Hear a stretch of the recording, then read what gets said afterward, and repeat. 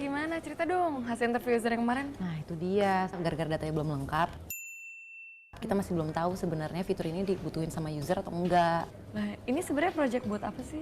Jadi kita mau improve fitur message jadi chat, biar user bisa hubungin seller langsung dan dibalasnya real time lagi.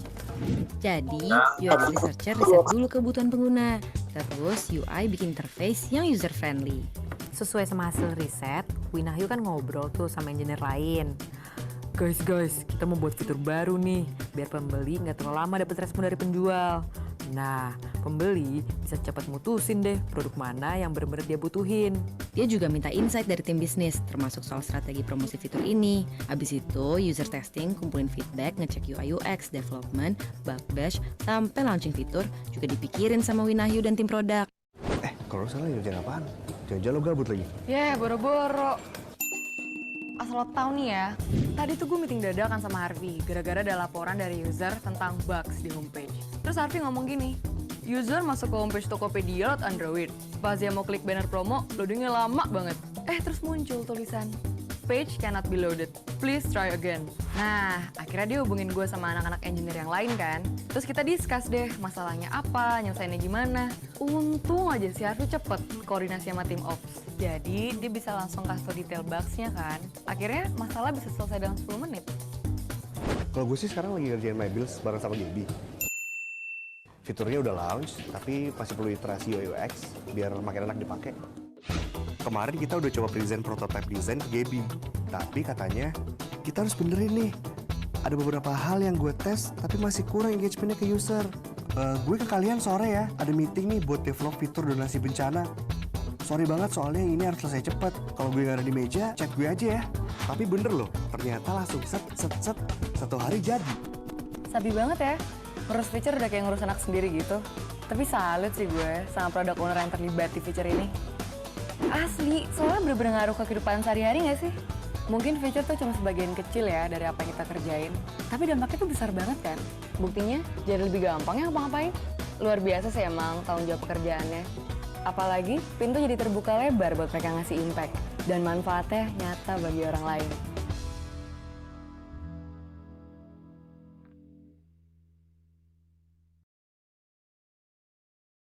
Assalamualaikum warahmatullahi wabarakatuh. Selamat pagi Ibu Bapak dan rekan-rekan sekalian. Selamat pagi, Nasla. Assalamualaikum. Warahmatullahi wabarakatuh. Ya, senang sekali dapat berjumpa lagi dengan Ibu Bapak dan rekan-rekan pada pagi hari yang berbahagia ini. Perkenalkan, nama saya Nazlatan Uhro Kasuba yang pada pagi hari ini berkesempatan untuk memandu acara WSSC atau Weekend Sharing Session Club yang ke-39. Ibu Bapak dan rekan-rekan semua, tadi kita melihat video iklan dari Tokopedia di mana ada 3 pemuda-pemudi yang memiliki karir yang berbeda-beda. Ada data, ada engineer, kemudian ada juga yang desainer. Nah, ketiganya tentu memiliki kepakaran dan job desk masing-masing. Hal ini sangat berkaitan dengan tajuk kita pada pagi hari ini, yaitu Career Plan and Development for Early Adulthood yang akan dipaparkan oleh Ibu Ade Iva Murti. Nah, sebelum memulai acara, saya akan menyapa-nyapa terlebih dahulu. Pertama, saya ingin menyapa Profesor kita, Prof. Reni. Bagaimana kabarnya, Prof? Alhamdulillah, Nasla juga ya, dan juga para peserta pagi hari ini WSSC semua sehat dan bahagia. Terima kasih, Nasla. Ya, terima kasih, Prof. Selanjutnya, sepertinya sudah hadir dan bergabung bersama kita di sini. Pemateri kita, Ibu Iva, bagaimana kabar? Kabar baik, alhamdulillah sehat semuanya mudah-mudahan. Alhamdulillah, Ibu Bapak dan rekan-rekan sekalian, Prof. Reni dan Ibu Iva, alhamdulillah dalam keadaan yang sehat walafiat. Saya juga berharap keadaan yang sama untuk Ibu Bapak dan rekan-rekan semua. Nah, sebelum memulai acara, saya akan membacakan terlebih dahulu susunan acara, beberapa tata tertib untuk kenyamanan kita bersama, kemudian profil singkat moderator kita dan pembicara kita pada pagi hari ini.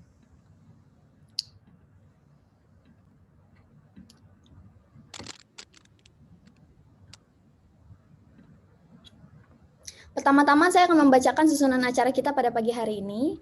Pada pukul 9.40 hingga pukul 10, ruang Zoom telah kita buka. Kemudian pada pukul 10 hingga pukul 10.15, kita memasuki sesi pembukaan. Kemudian pada pukul 10.15 hingga pukul 11, kita memasuki sesi pemaparan materi selama 45 menit.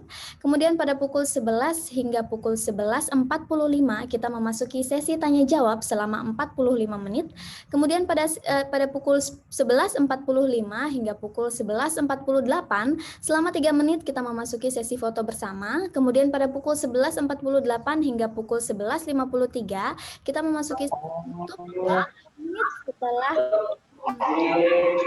kami tutup. Mohon izin kepada Ibu sekalian untuk memastikan agar mikrofonnya dalam mute.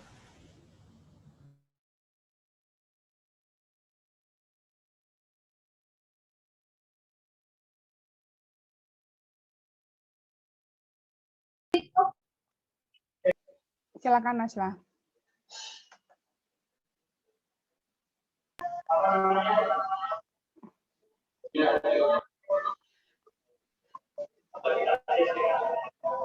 Silakan Nasla. Mbak Nazla masih muted. Nasla silakan dibuka. Oke, baik. Mohon maaf. Sebentar. Baik, apakah suara saya terdengar, Ibu Bapak? Kedengaran. Baik, saya akan mengulangi kembali tata tertib acara kita pada pagi hari ini. Tata tertib acara kita ini penting, Ibu Bapak dan rekan-rekan sekalian, untuk kenyamanan kita bersama. Pertama-tama diharapkan pada Ibu Bapak dan rekan-rekan sekalian untuk memastikan kembali mikrofonnya agar stay mute selama pemaparan materi berlangsung. Kemudian selanjutnya, jika Ibu Bapak dan rekan-rekan sekalian memiliki pertanyaan, pertanyaan tersebut dapat ditulis di kolom chat selama pemaparan materi berlangsung dan akan dibacakan kembali oleh Ibu Bapak dan rekan-rekan sekalian pada sesi tanya jawab. Selanjutnya yang ketiga, sertifikat akan diberikan kepada Ibu Bapak dan rekan-rekan sekalian setelah Ibu Bapak dan rekan-rekan sekalian mengisi link daftar hadir yang akan saya berikan di kolom chat. Yang keempat, mohon izin mengingatkan kepada Ibu Bapak dan rekan-rekan sekalian ketika sesi foto bersama, untuk Ibu Bapak dan rekan-rekan sekalian memastikan agar video dalam posisi on. Nah, sekali lagi saya mohon izin mengingatkan bahwa ruang Zoom akan kami tutup 7 menit setelah sesi penutupan. Ibu Bapak dan rekan-rekan sekalian, acara ini kami dokumentasikan dan dokumentasinya akan kami upload di Instagram @sharingbareng.profreni dan YouTube channel sharingbareng.profreni. Selanjutnya saya akan membacakan profil moderator kita pada pagi hari ini. Moderator kita pada pagi hari ini adalah Profesor Dr. Reni Akbar Hawadi, MSI MM Psikolog. Beliau adalah guru besar Universitas Indonesia Fakultas Psikologi.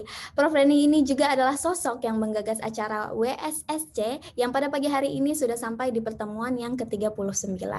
Untuk informasi lebih lanjut, Prof. Reni dapat dihubungi di email beliau akbarhawadi@gmail.com, kemudian website beliau www.lydiafreyanihawadi.com dan Facebook beliau Reni Akbar Hawadi, kemudian Instagram beliau Reni Hawadi. Sekian profil singkat moderator kita pada pagi hari ini. Selanjutnya saya akan membacakan profil singkat pembicara kita pada pagi hari ini. Pembicara kita pada pagi hari ini adalah Dr. Ade Iva Murti, MSI. Beliau adalah dosen Fakultas Psikologi Universitas Pancasila. Beliau menempuh pendidikan S1 FISIP di FISIP Universitas Indonesia pada tahun 1987 hingga 1993. Kemudian beliau melanjutkan S2-nya di Fakultas Psikologi Universitas Indonesia pada tahun 2002 hingga tahun 2005 dan melanjutkan S3 Fakultas Psikologi Universitas Indonesia Doctor of Social Psychology pada tahun 2009 hingga 2014. Beliau memiliki pengalaman-pengalaman yang luar biasa. Beliau pernah menjabat menjadi manajer, pengalaman beliau adalah manajer penelitian Pusat Studi Jepang PSG Universitas Indonesia, kemudian staf pengajar Fakultas Psikologi Universitas Pelita Harapan, kemudian kepala Lembaga Pengabdian Masyarakat Surya University, kemudian Dekan Fakultas Psikologi Universitas Pancasila periode 2015 hingga 2019, mohon maaf, kemudian staf pengajar tetap Fakultas Psikologi Universitas Pancasila. Beliau juga adalah Beliau pernah menjadi Sekretaris Pengurus Pusat Asosiasi Penyelenggara Pendidikan Tinggi Psikologi Indonesia APPTPI pada periode 2017 hingga periode 2019. Beliau juga menjabat menjadi Wisesa Utama Dewan Ketahanan Nasional RI Wantanas 2019 hingga sekarang, dan pelatih Perkumpulan Perinatologi Indonesia Perinasia, kemudian Ketua Umum Perkumpulan Sosial MKKI. Mari kerja kita ini. Untuk informasi lebih lanjut, beliau dapat dihubungi di Facebook beliau Ade Iva Wicaksono, dan Instagram beliau Ade Iva, juga email beliau adeiva@hotmail.com. Sekian proses singkat pemateri kita pada pagi hari ini. Dengan ini mengakhiri sesi pembukaan kita. Untuk agenda selanjutnya akan saya serahkan kepada moderator, yaitu Pak Denny. Silahkan, Bro. Baik, terima kasih banyak Nasla. Alhamdulillah. Sekali lagi saya ucapkan Assalamualaikum warahmatullahi wabarakatuh. Waalaikumsalam warahmatullahi wabarakatuh. Ya, selamat pagi, salam sejahtera, shalom, Om Swastiastu, Namo Buddhaya, dan salam kebajikan. Pertama-tama saya ucapkan banyak terima kasih kepada Ibu Iva yang telah memenuhi undangan kami untuk memberikan sharing ilmunya pada hari Sabtu tanggal 20 Maret 2021 dalam seri yang ke-39 dengan judul Career Plan and Development for Early Adulthood. Dan pada Ibu Bapak sekalian, Mbak Mas, sejawat sekalian yang telah hadir pada pagi hari ini, yang menyempatkan hadir untuk berperan serta di dalam WSSC yang ke-39 ini. Saya ucapkan terima kasih banyak. Baik, Bu Iva, ini luar biasa ya, baca CV-nya itu macam-macam. Apakah ini juga bagian di dalam perjalanan karir Bu Iva ya? Kayak di sini kan pernah di pusat studi Jepang ya, kemudian di UPH, di Surya University, kemudian di Pancasila, akhirnya jadi dekan ya. Nah, kemudian juga belum berhenti di sana, juga di Wantanas sebagai wisesa utama. Ya, dan kesibukan yang lain yang menurut saya sangat bervariasi ya. Ini bisa diceritakan sedikit sebenarnya minatnya Bu Iva ini lebih heavy-nya kemana nih? Silakan Bu. Sebelum masuk ke materi ya, boleh dong kepo sedikit ya. Boleh. Terima kasih. Mudah-mudahan suara saya apakah jelas Bu Iva, jelas. Jelas ya, alhamdulillah. Terima kasih. Assalamualaikum warahmatullahi wabarakatuh. Waalaikumsalam warahmatullahi wabarakatuh. Terima kasih luar biasa. Saya hari ini sekian lama jadi narasumber, nggak pernah gemetaran ini karena jadi narasumber di roomnya gurunya sendiri kok kayaknya jadi agak gemetaran ya, Uni. Bu Iva, kita udah lama nggak ketemu ini. Dan sebelumnya mungkin sebelum dijawab, saya perlu juga nih ada guru saya sebenarnya, Bu Angga Dewi. Assalamualaikum. Ini menambah saya gemetar juga ini. Jadi harus buka kartu nggak nih Bu Iva? Buka aja Uni, Uni harus buka, Iya. Jadi Ibu Bapak sekalian, Mbak Mas, sejawat sekalian, jadi kalau dengan Bu Iva ini, Iva ya udah hitungannya udah anak kali ya Pak ya, adik. Adalah mantu dari Bu Angga Dewi. Nah, Bu Angga Dewi adalah suami Bu Angga Dewi adalah dulu bertetangga kecil dengan saya di Dr. Wahidin. Nah, ini Pak ngomong sedikit cerita ya, karena si Uni ini, monggo. Sebenarnya waktu di rumah itu ya ada ponakan papi ya, ponakan papi yang semuanya kuliah di Fakultas Kedokteran. Ya, ada Om Coco, dia akhirnya menjadi spesialis mata. Om Joni spesialis kandungan, Om Ade itu spesialis anak ya. Satu lagi ini lupa namanya Om siapa, jadi dia jadi dokter saraf, spesialis saraf ya. Ada 4 ya. Nah, satu lagi Om Chan ya, dia dokter spesialis kandungan juga. Nah, ini semuanya menjadi satu apa namanya angan-angan ya, si Papi menaruh harapan pada Uni agar nantinya menjadi dokter. Tapi apa mau dikata ya, ternyata pada waktu SMA itu penjurusan saat itu adalah kelas 3 SMA ya. Kelas 3 SMA itu adalah tahun ajaran baru pas Januari. Si Uni ini arahkannya itu kemana, Fa? Bukan ke IPA, tapi ke BUT. Ya, berarti kan buyar ya cita-cita ya.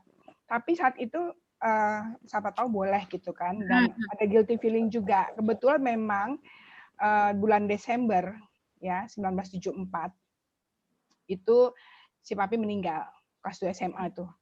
Januari itu masuk kelas 3 SMA udah penjurusan. Jadi tambah guilty feeling. Jadi gimana nih ceritanya? Jadi si Uni ini diam-diam ya belajar sendiri kimia, matematik, biologi. Jadi sebagai anak IPA nih pura-puranya. Nah, teman sekelas yang duduk sebelah kanan ya, ini lihat namanya saya lengkapnya kan Lydia, ini Lydia. Dia pikir ini Ren, lo ngapa-ngapain sih? Dia bilang kita udah mau ujian loh. Lo kok malah belajar anak-anak IPA? Terus dia ngadu ya sama suster. Dan akibatnya saya dipanggil nih, Fah. Jadi langganannya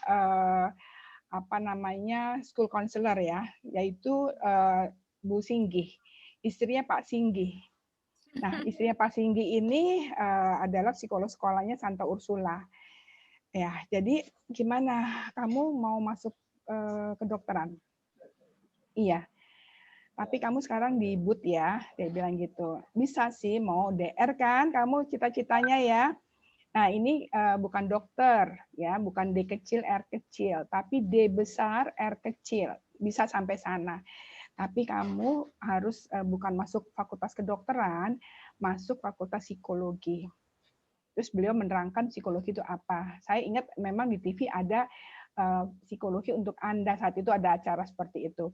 Dan nah ini Fa, di jalan itu jadi banyak banget yang jadi mahasiswa psikologi. Ada ya di keluarganya Om Firmansa namanya Mas Ari. Kemudian taunya ada Bu Angga, mantunya Pak Mustaja. Kemudian ada Pongki, Pongki anaknya Pak Yoto. Kemudian ada Mia, ada Mbak Yanti ya, anaknya Om Narto. Kemudian ada Yanti, Amino. Jadi banyak banget itu satu deret adalah kakak-kakak saya di psikologi UI. Nah, dan Linda Hamid paling ujung. Itu semuanya adalah senior saya, Pak, di psikologi UI. Nah, ini menjadikan inspirasi saya. Oke, akhirnya saya masuk psikologi gitu loh, Pak, ceritanya. Nah, ini kamu jadi gimana nih? Kamu sendiri kok kayaknya banyak banget nih minatnya. Baik, terima kasih Prof. Reni. Saya memanggilnya Uni karena karena ternyata dua-duanya bukan orang Jawa, kenapa manggil Mbak pula saya? Ya, hari ini saya agak Ibu Bapak sekalian, saya agak gemetaran memang karena ada di roomnya gurunya sendiri, yaitu Prof. Reni Akbar, tapi juga saya ada ibu mertuanya yang psikolog sangat senior, gurunya Prof. Reni juga. Jadi ini kok kayaknya hari ini saya gemetaran gitu, banyak banget gurunya hadir di sini gitu ya. Tapi ya mudah-mudahan tidak mengecewakan guru-guru saya ini. Saya juga selain menyapa Ibu Angga, saya juga mau menyapa ada Ibu Ketua Umum Yayasan Melati, Ibu Setiawati Arifin, juga hari ini hadir. Selamat datang Ibu. Apa kabar Ibu Wati? Beliau ini dulu eselon 1 di KPPPA. Kemudian ibu-ibu dan bapak yang lain. Di sini juga ada Dr. Carina Ayu, anggota tim sesnya Uni dalam pemilihan Pak Jaya. Dr. Carina juga ada dan beberapa teman lainnya serta mahasiswa Uni. Kalau saya sih mengakunya begini. Kalau saya mengatakan bahwa saya ini termasuk generasi yang memaknai karir itu sebagai perjalanan gitu. Jadi memang kan kalau kita dulu belajarnya super, kemudian satu lagi Holland dan sebagainya, itu kan lebih ajak membicarakan karirnya. Tetapi ketika pemikiran-pemikiran terbaru ini, maka karir itu sangat lebih banyak diartikan sebagai journey. Nah, kalau saya sih sebenarnya tetap setia pada satu langkah bahwa saya sangat suka dunia mengajar gitu. Jadi tetap intinya dosen, tetapi memang ternyata ketika menjalani karir itu menjalani profesi karir, ada jabatan yang tidak bisa ditolak. Jadi itu menurut saya adalah hal-hal yang nanti saya mau ceritakan juga bahwa dalam berkarir orang juga akan memiliki orientasi tidak hanya pada profesinya tapi juga pada ada bukan gangguan, ada masukan misalnya harus menjabat atau menduduki jabatan tertentu. Nah, tapi kalau menurut saya tidak jauh Uni dari profesi. Saya tetap setia untuk menjadi pengajar dan peneliti. Itu sebenarnya dasarnya. Jadi tetap sama, Prof. Gitu. Bukan kemana-mana, tapi ya tetap jalannya itu. Ya, harus fokus karena sekali kita udah menetapkan diri sebagai dosen, itu tujuan akhirnya harus guru besar. Jadi Iva harus kerja keras ini tridharmanya. Amin. Bismillah. Ya, silakan Bu Iva ini untuk menjelaskan. Baik, jadi udah boleh ya Prof ya? Boleh ya? Udah boleh share ya? Sudah. Jadi ini hari ini lucu banget kayaknya. Ini ada beberapa mahasiswa Universitas Pancasila Fakultas Psikologi Uni hari ini hadir. Saya lihat berapa namanya. Mudah-mudahan nanti masih boleh ikut lagi WSSC yang berikut-berikut. Boleh dong, boleh monggo. Ya, baik. Saya Bu Iva, mulai. Ini ada banyak guru-guru juga ya. Ada Pak Kepala Sekolah, Pak Rosim di sini.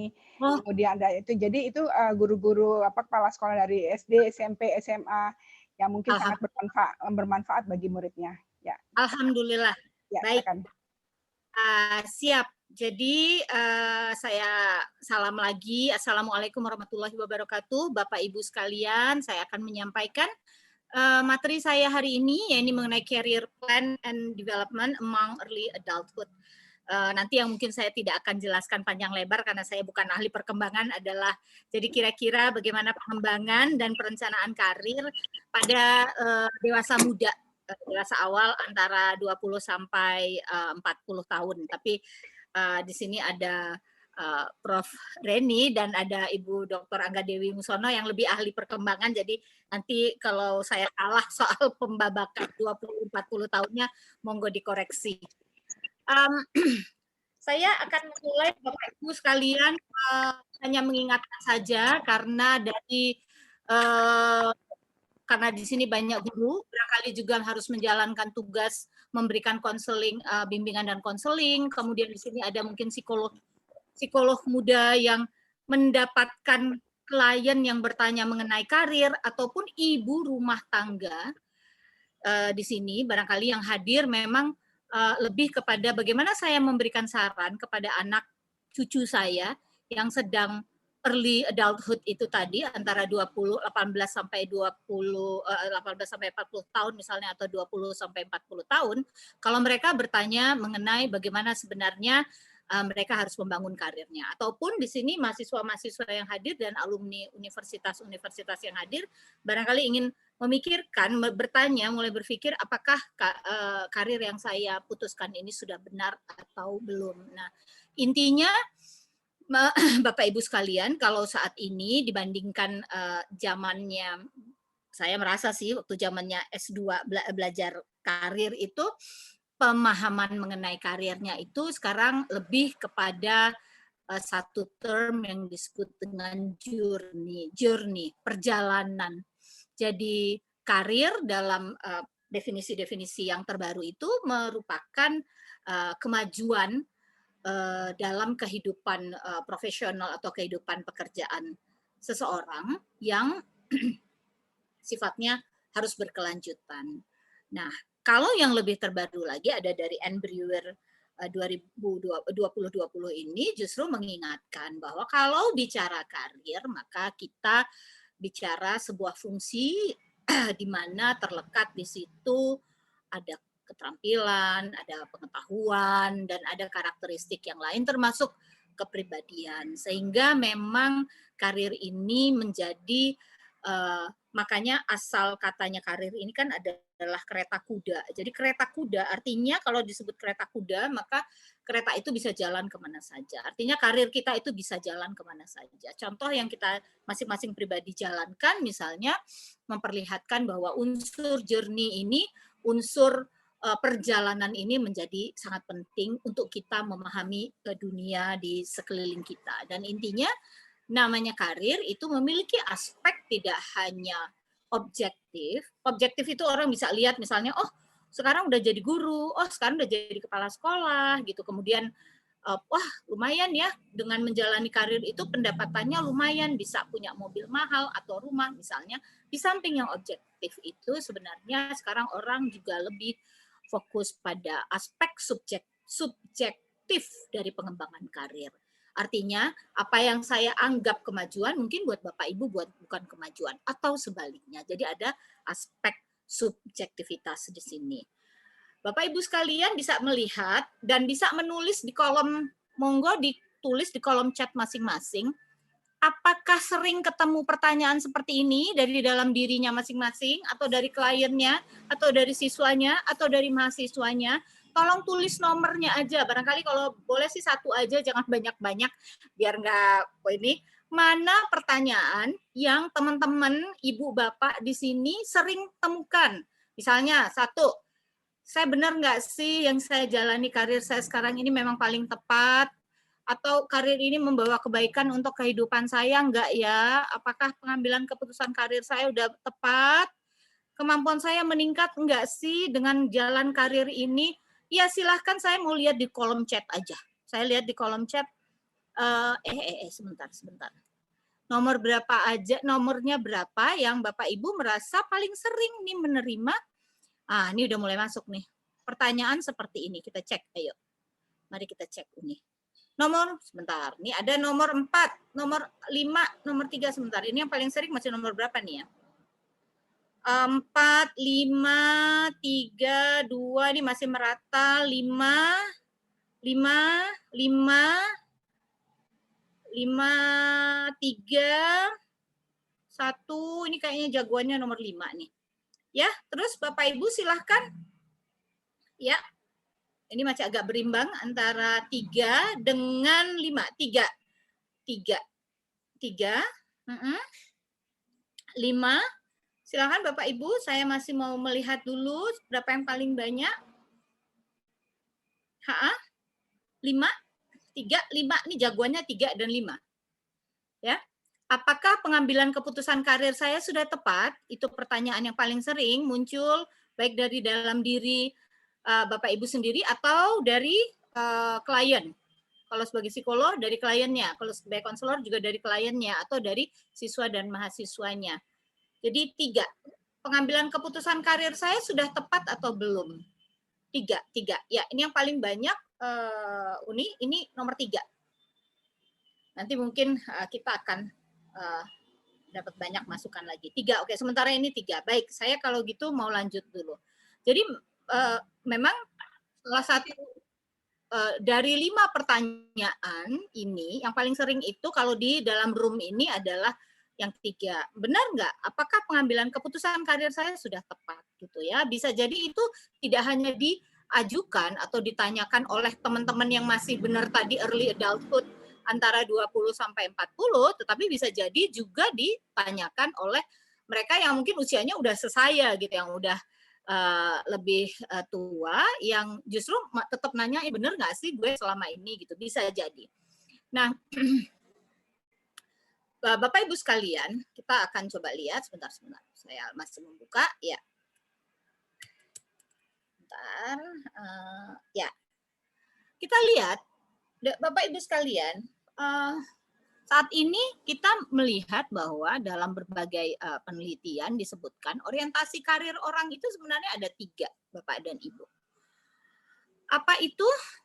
pertama profesi, kedua bisnis, dan ketiga status atau kapital. Yuk kita lihat sama-sama. Jadi Bapak dan Ibu, orientasi karir kita sepanjang hidup kita itu bisa tiga-tiganya ini, tapi bisa lebih berat pada satu saja atau gabungan antara dua komponen. Yang pertama profesi. Profesi itu apa Bapak dan Ibu? Profesi itu beda sama kerjaan. Kalau disebut profesi itu adalah pekerjaan yang berbayar. Pekerjaan yang berbayar. Yang didapatkan karena ada Suaranya agak kecil Pak, mendep ya. Kecil Suaranya ya? mendep Bu Iva. Oh oke, baik. Bentar, saya coba pakai ini. Boleh. Saya nggak ada suara itu. Suaranya enggak, Ya baik. Apakah sudah terdengar? makin hilang. Hilang. Saya nggak pakai ini. Sebentar. Bu Iva suaranya. Ya sebentar. Apakah sudah? Enggak jelas. Nggak tahu ya, di tempat saya kok nggak jelas. Di Nasla gimana, Nas? Di saya terdengar Prof tadi. Dengar ya? Tempat saya jelas tuh. Oke, kalau bisa jelas silakan. Saya jelas. Oke, baik. Tadi kayaknya ada yang kebuka ya. Tapi justru jadi jauh sekarang, Prof. Iya, jadi jauh sekarang. Suaranya menjauhi, jadinya memang jelas. Iya, jauh.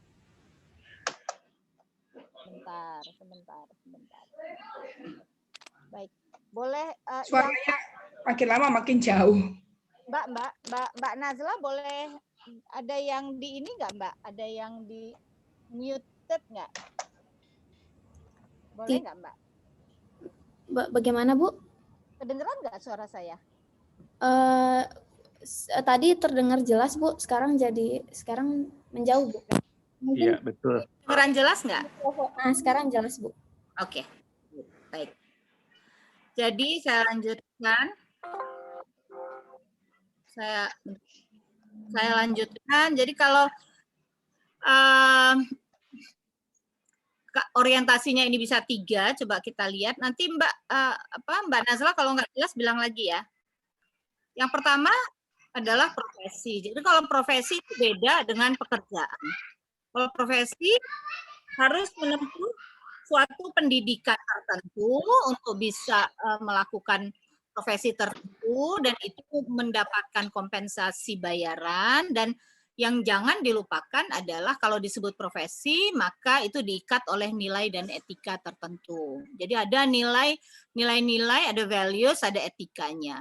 Jadi profesi ini diingatkan oleh banyak ahli adalah not a trade, not an industry katanya. Bukan suatu bentuk perdagangan dan bukan satu bentuk industri. Artinya yang namanya profesi itu yang dipentingkan dalam profesi adalah keberlangsungan hal tersebut karena kita mematuhi etika tertentu dan ada nilai-nilai yang mengikat kita bersama sebagai suatu profesi. Misalnya sebagai psikolog gitu, kita punya nilai-nilai dan etika tertentu yang menjadi kewajiban kita dan mengikat kita. Bisa juga orientasi karir kita adalah bisnis. Aktivitas yang menguntungkan, aktivitas yang menghasilkan keuntungan gitu. Enggak salah juga. Tapi bisa juga orientasi kita adalah kedudukan atau jabatan atau kita ingin ngumpulin modal tertentu. Enggak ada yang salah Bapak dan Ibu, tetapi yang dipertanyakan di dalam pemikiran karir yang disebutkan dalam berbagai buku-buku terbaru tentang karir adalah apa yang disebut dengan sustainability. Keberlanjutan dari suatu karir hingga dalam waktu yang cukup lama. Dan ini kalau kita mau bicara ini ya kita bicara profesi sebenarnya. Kenapa? Karena di dalam profesi kita bisa melihat contohnya bahkan sampai sekarang di hadapan kita saja misalnya di sini cuma Bu Angga ya. Ada banyak psikolog senior misalnya masih tetap bisa mengajar atau memberikan konseling dan sebagainya karena they are growing. Mereka tetap tumbuh dalam profesinya. Sedangkan kalau orang menekankan pada jabatan, jabatan itu bisa hilang. Tetapi profesi menetap. Ini yang sangat penting. Jadi Bapak dan Ibu, ketika untuk menjawab pertanyaan benar nggak sih pilihan karir gue tadi itu, maka kita juga harus melihat dari sudut karir perspektif. Nah, perspektif karir harus dipahami bahwa karir itu selain disebut sebagai perjalanan, disebut juga sebagai path atau jalan, ya. Jalan itu nggak lurus aja, tapi kalau karir ini sebenarnya yang harus pemahaman ini kita sampaikan kepada mahasiswa kita atau kepada anak-anak kita yang memang membutuhkan sebenarnya bimbingan sejak awal tentang bagaimana mereka bisa memutuskan untuk mengambil satu karir di masa depan. Karena yang namanya career path itu tidak hanya terdiri dari self-regulatory process, jadi tidak hanya ada proses-proses dalam diri, aspirasi, ekspektasi, mimpi, harapan, kemudian kemampuan dan sebagainya, tapi yang namanya career path juga bicara soal culture, ada budaya di situ. Kita tinggal, kita terikat oleh satu budaya tertentu, ada nilai-nilai tertentu, dan ada cerita-cerita. Mungkin nanti kita bisa minta di sini para psikolog yang senior atau para ilmuwan atau para dosen senior yang hadir di sini mungkin bisa bercerita juga bagaimana karir path mereka. Pasti bukanlah satu path yang lurus seperti itu, karena di situ ada juga tension, ada ketegangan antara kepentingan diri dengan nilai-nilai atau harapan tertentu. Jadi ini nanti kita bisa lihat ketika membicarakan barrier. Yang selanjutnya juga sangat banyak dibicarakan ketika membicarakan karir untuk teman-teman muda kita adalah yang disebut dengan career barrier. Ya. Career barrier atau hambatan karir itu merupakan kondisi atau bisa jadi juga kejadian di mana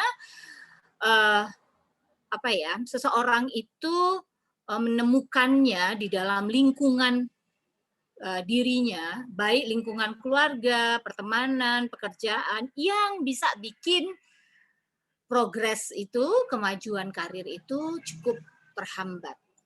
Nah, ini ada beberapa jenisnya career barrier ini. Ini sebenarnya teori lama, tapi masih terus sekarang dipakai dan bahkan alat ukurnya sampai sekarang juga masih memakai yang tahun kuda ini. Jadi career barrier itu bisa kita lihat teman-teman sekalian, ada yang sifatnya social interpersonal. Barrier atau hambatan yang hubungannya sama keluarga atau keluarga di mana kita berasal, ayah dan ibu, tapi juga misalnya bisa keluarga karena perkawinan, bisa muncul karena anak-anak, bisa muncul juga karena misalnya kita memiliki harapan untuk membentuk keluarga di masa depan, atau social interpersonal bisa menyangkut pertemanan juga. Ini adalah career barrier yang bentuknya social interpersonal. Kemudian yang kedua, career barrier yang bentuknya attitudinal. Attitudinal ini kira-kira barrier karir, yang hambatan karir yang munculnya berasal dari dalam diri kita. Mulai dari konsep diri kita, dari mulai kepentingan-kepentingan kita, dan juga sikap-sikap kita terhadap pekerjaan. Satu contoh nanti misalnya yang kecil saja adalah kalau kita misalnya orang yang bersikap cukup negatif gitu terhadap kesibukan misalnya, ini akan sulit karena apalagi zaman sekarang nih orang load work-nya itu rata-rata melebihi apa yang seharusnya dikerjakan gitu. Nah, ini kalau belum apa-apa udah males, sudah nggak mau dan sebagainya misalnya, itu akan bisa jadi career barrier tersendiri. Ketiga, interactional. Nah, ini biasanya dari variabel demografis, dari age, dari gender. Kita kenal yang namanya glass ceiling theory, misalnya hambatan yang sebenarnya tidak kelihatan berupa nilai-nilai dan kondisi sosial yang menghambat perempuan untuk berkarir lebih lanjut. Kemudian juga ada pengalaman pekerjaan, ada tempat bekerja, juga bisa merupakan istilahnya bisa juga merupakan satu hambatan untuk karir kita. Nah, Bapak Ibu sekalian, kita coba mulai masuk ke career plan. Jadi kira-kira kalau career plan itu bisa diartikan sederhana, itu sebenarnya semua orang harus punya yang disebut dengan perencanaan karir berupa daftar atau list atau rencana dari dirinya dalam hal karir yang bisa dicapai, yang jangka pendek maupun panjang, ya. Nah, jangka pendek maupun jangka panjang. Nah, teman-teman sekalian, kalau MIT Career Advising and Professional Development itu dalam yang terbaru itu memberikan ada 8 step yang bisa diikuti, ya. Mungkin 8 step ini nanti bisa kita diskusikan dari mulai mengidentifikasi option yang ada. Ini mungkin teman-teman di sini kebetulan saya lihat ada beberapa alumni Universitas Pancasila yang pernah jadi mahasiswa saya.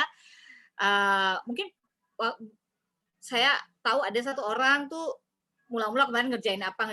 Sekarang saya lihat udah agak stable 1 tahun ini, kemudian memilih satu karir. Jadi akan selalu ada options, pilihan-pilihan. Jangan dimatikan options itu, justru harus dipahami.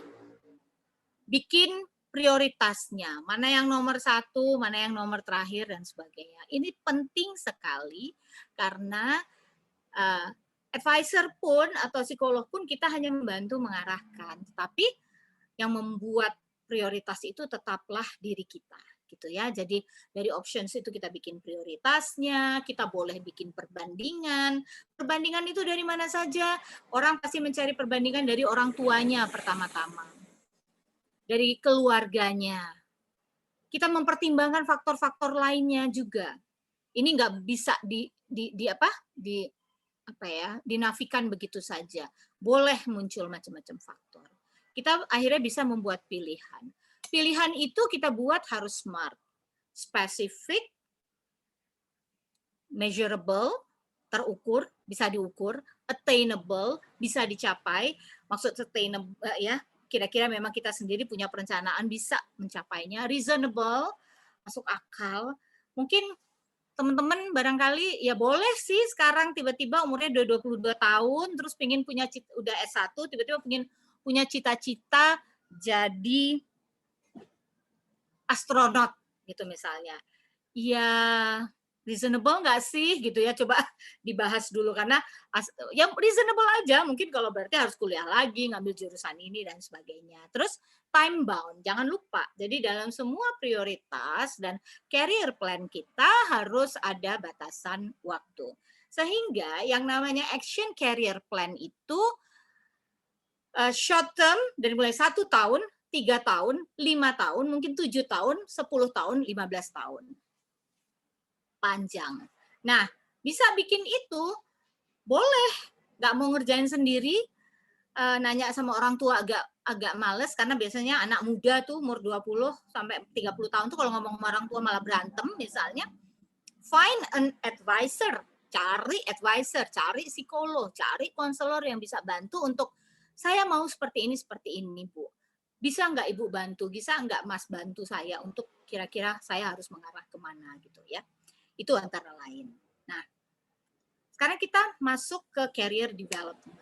Career development ini kalau yang terbaru, yang lama-lama, definisi-definisi yang sebelumnya itu cukup ajak. Artinya yang dilihat adalah bagaimana kita bisa mencapai tujuan pribadi kita. Tapi kalau yang terbaru memang menyebutkan sekali lagi career development itu adalah a journey about progress. Jadi perjalanan mengenai kemajuan yang terus kita upayakan, yang tidak singular path. Jadi tidak ada jalan karir yang lurus gitu aja tuh nggak ada. Biasanya memang akan ada harus belok ke kiri, harus ini segala macam.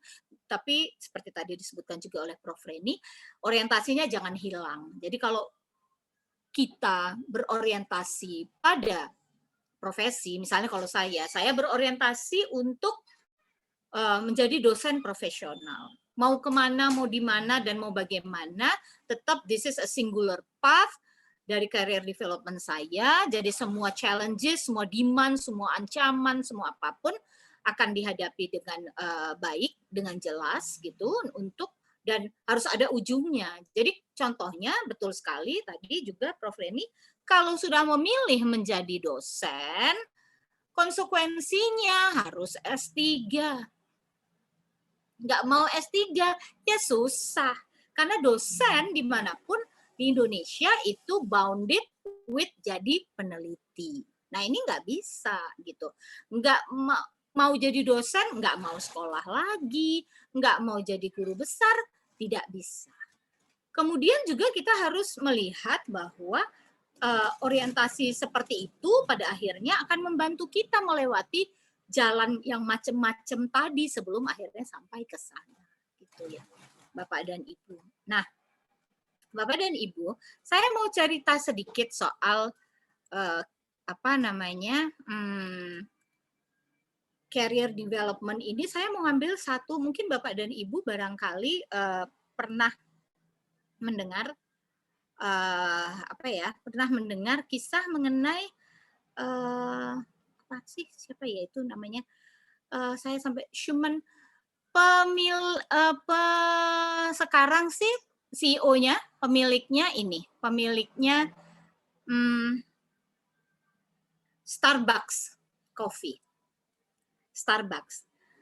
Bapak dan Ibu, Starbucks itu yang punyanya yang sekarang ini bukan yang mendirikan. Jadi bukan ownernya yang sekarang yang memiliki saham paling besar, bukan yang mendirikan. Yang mendirikan itu ada 2 orang, ya suka bikin kopi gitu aja, tapi dia udah nggak punya ide ini mau dikemanain ini saya. Nah, yang sekarang jadi pemiliknya, yang punya saham terbesar itu bukan pendiri, tapi memang dia sangat suka pada yang namanya kopi. Jadi dia menjadi pegawai biasa di sana-sini, terus sambil menjadi pegawai biasa, ya jadilah, maksudnya ya udah selesai, terus saya kerja, saya ini jadi pegawai biasa di sana-sini, dia nggak pernah berhenti cuma satu hal, belajar tentang kopi. Sampai ke Brazil, sampai kemana-mana. Kemudian setelah dia selesai belajar itu dibalik ke Amerika. Dia balik, dia tertarik sama Starbucks ini. Dia punya ide ngembangin. Nah, akhirnya dia kembangkan sendiri dan sebagainya. Jadi, saya cuma mau menceritakan bahwa memang betul tidak singular path itu, tapi kita nggak boleh kehilangan orientasi awalnya. Apa yang kita sukai, apa yang memang kita cintai betul pada profesi itu, pada bidang itu yang kita pegang dengan kuat. Dan bahwa kemudian setelah bertahun-tahun, seperti contohnya kopi Starbucks, baru ngetop, ya memang itu namanya perjuangan, kira-kira kurang lebih seperti itu. Saya masih ada waktu ya, Uni, buat melanjutkan sedikit lagi. Uni masih muted. Baik nih, Bu Iva, aduh menarik sekali ya. Sebelum lanjutin, mau masuk sedikit. Tadi kan contohnya Starbucks ya. Dan kita ngomong tentang early adulthood. Kalau dilihat dari ini, lagi dibuka wiki ya, Wikipedia. Ya. Schultz ini, dia tuh mulai kerja di saat usianya 29 tahun ya, di Starbucks ya. Ya. Dan luar biasanya, 10 tahun kemudian, dia mengambil alih ya perusahaan Starbucks tersebut. Betul. Ya, dan dia dengan harga $270 juta ya. Dan dia akhirnya menjadi pemiliknya. Nah, ini kalau dilihat seperti ini tahun 53, dan yang maksud saya gini, pada waktu dia mengambil alih itu, dia kan sebenarnya lahir tahun 53. Which is itu adalah baby boomers ya. Ya. Sementara kalau kita lihat kalau kita lihat kohort generasi di sini, yang kita bicarakan adalah yang milenial, yang lahir tahun 80 sampai 94, ya, itu mereka yang tadi dalam early adulthood adalah usia 20 sampai 40 tahun, ya. Nah ini dan sampai generasi Z, jadi kita bicara masalah tahun 80 sampai lahir tahun 95-an ya, yang post millennials juga. Nah, masing-masing ini punya karakteristik ya, dengan ada perubahan dunia kerja dengan banyaknya IT sini, Dan anak-anak generasi Z ini adalah kita kenal yang multitasking, dia senang wirausaha, ya dia sangat realistis dan dia turnover tinggi sekali ya, pindah sana pindah sini. Pindah sana sini. Ya, kalau kita misalnya kembali kepada teori super, itu kan teori apa ya? Teori dasarnya dari karir ya. Super ini membagi apa? Realistis bahwa membagi bahwa usia 15 sampai 24 itu tahap eksplorasi. Oke, eksplorasi mau ke mana-mana. Tapi jangan lama-lama. Setelah lewat usia 24 ya, sampai dengan 44 udah itu dia harusnya udah pemantapan, establishment gitu. Nah, baru setelah umur 45, jadi berarti kalau kita ngomong adulthood ya, apa early adulthood, berarti kan sampai 41 tuh range-nya ya. Dia masih ada waktu sampai 4 tahun untuk macam-macam, istilahnya macam-macam. Lewat dari itu, dia harus sudah bisa mengantapkan, nggak bisa macam-macam lagi, cuma semacam aja. Untuk maintenance, karena waktunya dari umur 40 sampai ke 65 itu langsung decline. Gitu, dia udah masuk pensiun gitu ya. Jadi ini bagaimana nih Bu Iva apa namanya dengan pengembangan teori karir yang baru tadi kan journey ya. Oke, memang perjalanan, tetapi jangan lama-lama untuk mengeksplorasinya. Ya bingung ini mau jadi dosen apa mau jadi pengusaha apa jadi politisi gitu kan. Semua nggak bisa dirangkum jadi satu. Ya, ini yang saya alamin, Fa. Jadi apa namanya saat itu memang ditanya sama Bu Munandar mau jadi pengusaha, waktu itu bironya lagi berkembang pesat ya. Apa mau jadi akademisi atau politisi? Karena sempat juga nih si Uni tuh ikut-ikutan jadi nyalek gitu. Tahun 98. Ya, untung nggak menang ya, nomor sepatu. Nah gitu, jadi buru-buru langsung switch. Oh iya, udah oke. Sekarang udah dikunci mau jadi apa namanya akademisi. Udah pelajari dengan baik. Terus pasang kacamata kuda harus mendalami gitu. Oke, Pak lanjut Pak. Ya, kalau saya mungkin saya gini. Kalau saya menyarankan nih teman-teman nih yang umurnya yang tadi kata ini nggak boleh lama-lama. Nanti nggak benar jadinya malah kalau lama-lama ya mungkin ada benarnya juga. Kalau super kan mengatakan bahwa orang itu mencari kepuasan karir melalui peran dalam pekerjaannya. Kalau saya menyarankan seperti ini, ketika alumni-alumni atau adik-adik itu adalah jangan lepas orientasi karirnya gitu loh. Maksudnya kalau tempat kerja berpindah-pindah oke. Tapi apa ya? Profesinya jangan gitu loh. Profesinya itu harus tetap sama. Jadi kalau misalnya mentok satu jabatannya mentok pindah gitu ya, Pak ya?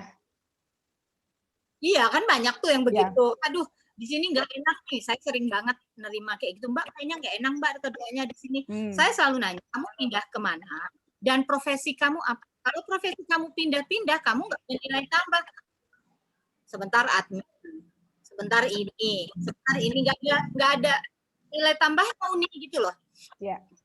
Tapi dia misalnya IT, ini kan banyak adik-adik IT, di mana dia IT, tapi jadi masih ada nilai tambahnya kan itu juga yang diinginkan oleh super maupun brewer yang terbaru. Kalau pandangan saya sih seperti itu. Boleh share lagi? Ya, Prof? Boleh lanjut. Oke, siap. Sedikit lagi saya ingin menyampaikan kepada audiens di sini adalah jadi memang ada beberapa isu penting yang diingatkan dalam berbagai penelitian terbaru mengenai karir untuk generasi digital yang sedang di tahapan early adulthood ini.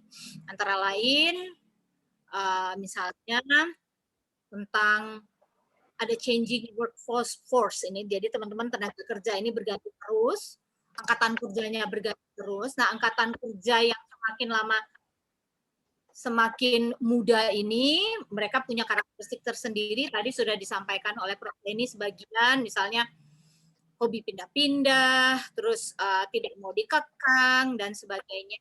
Tapi juga mereka punya satu nilai lebih yang tidak dipunyai oleh generasi baby boomers. Misalnya adalah technological capability-nya mereka. Nah, seperti itu. Nah ini kan kita mesti menerima keadaan-keadaan seperti ini gitu. Termasuk juga isu-isu seperti productivity gitu, kompensasi. Nah ini tentu menarik. Saya malah menantikan ada teman-teman HRD di sini yang menceritakan bagaimana isu kompensasi, produktivitas dan kompensasi ini sekarang kalau generasi digital ini beda banget sama generasinya saya yang kalau 50-an itu berarti baby boomers sekali ya gitu. Ya, Bu Iva, sebelum lanjut, tadi kan minta contoh. Nanti ini ada saya lihat tadi ada direktur HRD ya. Dia baru pindah ke grup besar ke Capital. Jadi Pak Basari nanti saya minta untuk menjelaskan ya tadi yang disampaikan Bu Iva. Masih. Banget. Termasuk tempat kerja. Jadi kalau kita lihat nih, Prof, sekarang ini misalnya seperti Google atau itu tempat kerja mereka kan udah nggak kayak zamannya Iva bekerja gitu. Meja, terus meja kursi, dikasih apa? Iya. Dikasih cubicle gitu kan nggak lagi. Nah ini saya Open rasa ya, nanti terbuka. Open. Terus kamu boleh duduk di mana gitu. Yang penting kerjaan kamu beres. Gitu. Ini nah zaman saya mulai kerja kayaknya nggak begitu nih, bisa diamuk, dipecat lah kalau kayak gitu. Nah, ya mereka nggak punya meja ya. Itu anak saya di Pricewaterhouse gitu, ada 4 lantai, jadi nanti bisa di lantai 28, apa besok lantai 29. Nggak ada yang ajak, aduh kebayang ya. Culture-nya udah beda ya, Uni ya. Culture of working-nya juga menjadi berbeda. Nah ini yang saya pikir para psikolog muda yang punya klien urusan karir ini benar-benar harus pay attention to this. Benar-benar perhatikan karena ini nggak bisa ngasih saran berdasarkan diajarkan misalnya oleh gurunya seusia saya gitu ya. Culture of working-nya beda gitu. Jadi ini benar-benar harus diperhatikan. Ini diingat termasuk teknologi. Nah, yang terakhir saya ingin menyampaikan ada 3 teman-teman sekalian yang set up attitude katanya untuk para early adulthood ini dalam menghadapi workforce yang terbaru dalam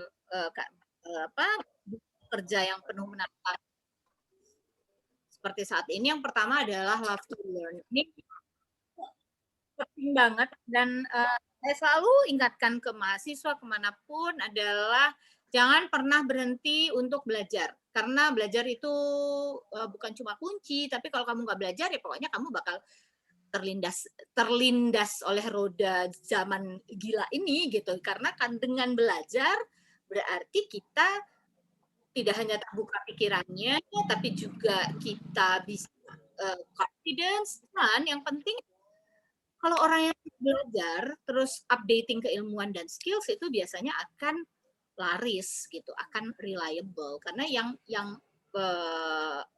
kita banyak menemui misalnya kolega-kolega yang jauh lebih senior tapi karena dia terus belajar sampai kapanpun perusahaan itu berdiri ternyata dia tetap dipakai gitu. Ini hal-hal yang saya selalu ingatkan. Kadang-kadang soalnya ada orang yang sudah percaya diri gitu karena saya lulus dari universitas yang baik, saya nggak perlu belajar lagi, yaitu kesalahan besar karena dunia kerja itu berbeda. Apalagi kita mau bicara karir as a journey.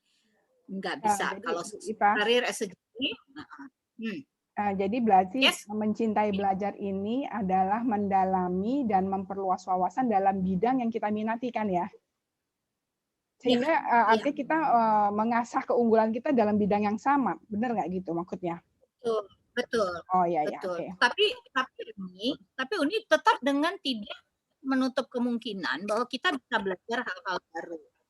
Tapi kan seperti ini mengingatkan jangan kemana-mana ya gitu. Nanti kamu harus jadi profesor, iya. Tapi saya boleh juga belajar hal lain gitu untuk memperkaya. Tapi untuk jadi profesor tadi saya harus menguatkan kemampuan saya gitu. Jadi jangan berhenti, itu yang paling penting. Apalagi jadi, nih agak belajar panjang hayat ya. Nah, saya malah agak bingung sekarang anak-anak muda nih mungkin karena di mana-mana bisa belajar ya buka HP begini untuk belajar.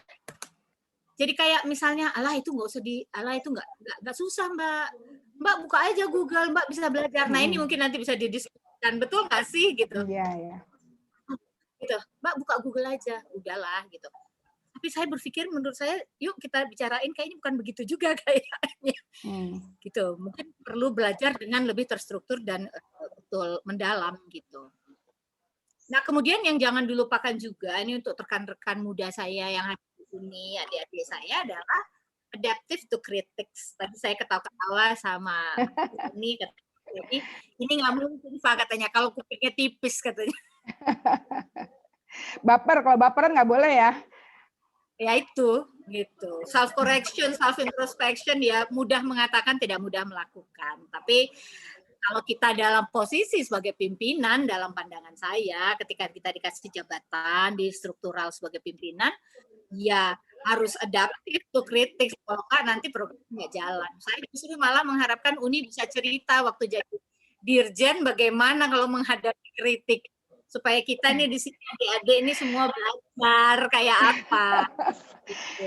Sebenarnya itu ya, kita memang harus adaptif ya pada kritik yang masuk. Ini kayak saya sih prinsipnya nih telinga kanan keluar telinga kiri gitu loh, Fa. Jadi kayak kuda aja lari aja terus ke depan gitu. Karena kalau misalnya kita terlalu terdistraksi nanti ya, apa namanya, terlalu banyak masukan-masukan, itu jadinya kita nggak maju-maju.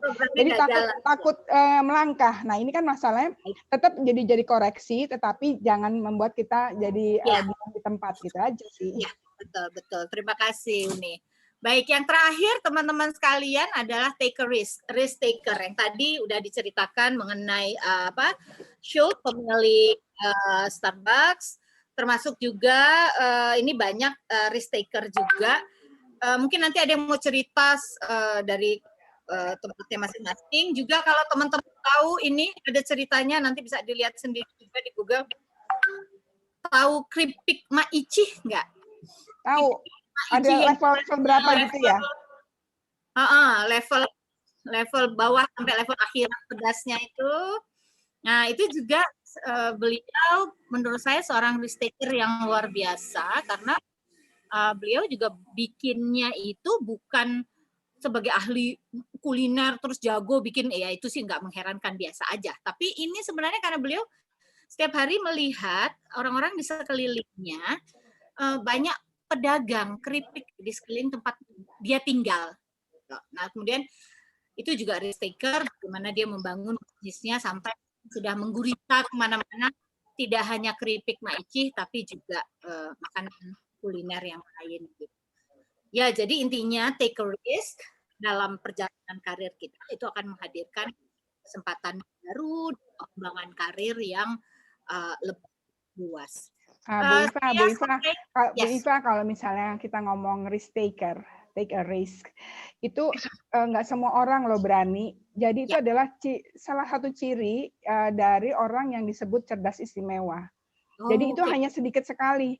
Kebanyakan rata-rata orang inginnya aman-aman aja. Nah makanya memang yang bisa melaju ya dengan karir ya yang tinggi itu ya adalah mereka yang berani mengambil resiko gitu. Ya jadi di sini adalah masuk dalam rumpun ciri kreativitas gitu. Oh, oke. Baik. Ini TikToknya enak banget nih. Bu Iva, bisa saya undang, ada namanya sini, ada Pak Ahmad Basari ya. Pak Basari ini udah beberapa kali menjadi pindah beberapa tempat. Ini kan tadi ceritakan karena masuk generasi milenial nih. Ya. Silakan Pak Basari, mungkin bisa memperkuat yang disampaikan oleh Bu Iva tadi. Baik, assalamualaikum warahmatullahi wabarakatuh. Waalaikumsalam warahmatullahi wabarakatuh. Sebetulnya kalau saya itu dibilang milenial, enggak juga ya, Prof. Saya itu sebetulnya lahir di generasi Y, cuman karena masa kecil saya itu di daerah gitu kan, bahkan saya ngalamin nggak ada listrik gitu kan, makan juga masih tiwul gitu kan, jadi ya mungkin kalau secara ininya itu mirip-mirip baby boomers lah gitu. Jadi kalau untuk yang senior-senior di sini mungkin saya bisa lebih ngikutin, tapi kalau untuk yang milenial apalagi generasi berikutnya udah susah ngikutin saya. Pak Basari, generasi Y itu adalah generasi milenial, lahir tahun 80 startnya, sampai tahun 94. Tapi memang Pak Basari ini jadinya kayak baby boomers tadi yang aku ya. Iya, Bro. Oke, cerita sedikit ya karirnya deh. Baik, baik, saya mulainya begini aja karena saya kan murni praktisi ya di HRD. Awal saya dari lulus kuliah sampai dengan sekarang itu langsung nyemplung di HRD. Jadi sekarang di organisasi, industri organisasi ya khususnya, itu begitu karya masuk, ya, itu organisasi sudah mempersiapkan gitu karir planning dari setiap mereka yang engage gitu. Makanya peran psikologi di industri organisasi itu semakin penting sekarang itu. Gitu. Jadi organisasi sudah mikirin gitu. Begitu orang tuh masuk, ini kedepannya orang ini akan dikembangkan seperti apa, sudah dipikirkan. Sebelumnya kan sudah di-assess kan mengenai potensinya, kemudian kompetensi yang sudah dibawa sebelumnya, profil bahkan profil pribadinya pun sudah digambarkan lah gitu. Nah, sehingga sudah punya proyeksi ke depannya, mereka itu akan kita kelola seperti apa. Itu juga ditambah dengan kondisi sekarang yang tadi diceritakan, terutama milenial ya. Kan dinamis banget tuh. Kalau kita nggak pikirkan, ke depannya itu mereka akan kita kelola seperti apa, kita kembangkan seperti apa, kita kasih kesempatan seperti apa, itu nggak akan lama. Gitu. Rata-rata 3 tahun udah pada keluar. Ya. Baik, yang berikutnya, tadi ya mengenai karir yang linear tadi. Nah itu juga ada perbedaan orientasi itu dengan yang generasi sekarang gitu. Saya cerita sedikit. Saya dulu pernah di perusahaan pelayaran. Level saya itu masih ya supervisor lah gitu. Karena kedekatan pribadi saya dengan bos gitu, si pemilik perusahaannya itu, dia challenge saya, Bas, kamu jadi manajer armada aja. Jawab saya, wah saya nggak berani Pak. Loh kenapa nggak berani? Saya ini orang psikologi Pak. Saya tahunya tuh ya HRD aja udah gitu. Saya nggak berani megang kapal gitu ya, kapal besar gitu yang dengan kira-kira 400 sampai 1000 kontainer gitu. Satu orang manajer itu kan kira-kira megang 5 sampai 10. Terus jawaban beliau apa? Kamu ini orang pinter, sarjana. Saya ini loh, pendidikan saya itu cuma SMP. Bisa punya perusahaan sebesar ini, punya kapal sebanyak ini gitu. Nah, itulah. Jadi memang itu juga profil masing-masing ya. Jadi ada orang-orang yang itu ada kaitannya juga dengan tadi risk taker atau risk aversion itu gitu. Pada orang-orang yang menghindari resiko tapi dengan keyakinan bahwa oh ini adalah keunggulan saya itu di bidang ini gitu. Dan saya sudah punya orientasi ke depannya itu saya mau jadi apa kira-kira gitu kan. Maka kecenderungannya adalah seperti saya gitu ya sudah pokoknya linear aja gitu. Tapi kan saya memikirkan ke depan saya ingin jadi apa sampai kira-kira ke puncak kan begitu. Oke. Kemudian ada satu lagi yang mau saya share juga bahwa sekarang ini ada pergeseran ini ya. Jadi generasi sekarang itu memungkinkan untuk mencapai prestasi yang lebih singkat dalam waktu yang lebih singkat daripada generasi yang sebelumnya.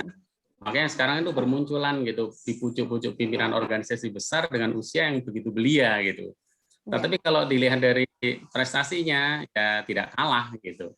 Nah itu beberapa hal yang mungkin bisa saya share di sini gitu. Ya, baik. Terima kasih Pak Basari. Gimana kembali kepada Bu Iva? Ini mungkin tadi Pak Basari udah sedikit nyenggol sih. Sebenarnya sekarang banyak yang masih muda belia itu udah jabatannya udah direktur, udah apa gitu. Ini gimana ya Bu Iva bisa menjelaskan dan mereka tidak perlu kayaknya mengikuti jenjang karir seperti itu gitu. Dia langsung apakah di sini kata kuncinya kompetensi aja atau gimana, Bu Iva? Baik, terima kasih Prof. Jadi kalau terima kasih Pak Basari. Kalau menurut saya memang akhirnya perubahan ini sudah terjadi di seluruh dunia. Kalau dulu kan memang sebenarnya orang bekerja dengan kesetiaan penuh. Ya kan ya Pak Basari, misalnya kalau dulu artinya generasi orang tua kita gitu masuk nanti sampai meninggal ya masih atau pensiun masih di organisasi yang sama. Nah ini kan sekarang nggak seperti itu ya Uni ya. Iya. Orang itu senang sekali pindah nih segala macam gitu. Dan banyak sekali yang muda-muda kemudian dengan cepat mendapatkan posisi atau jabatan.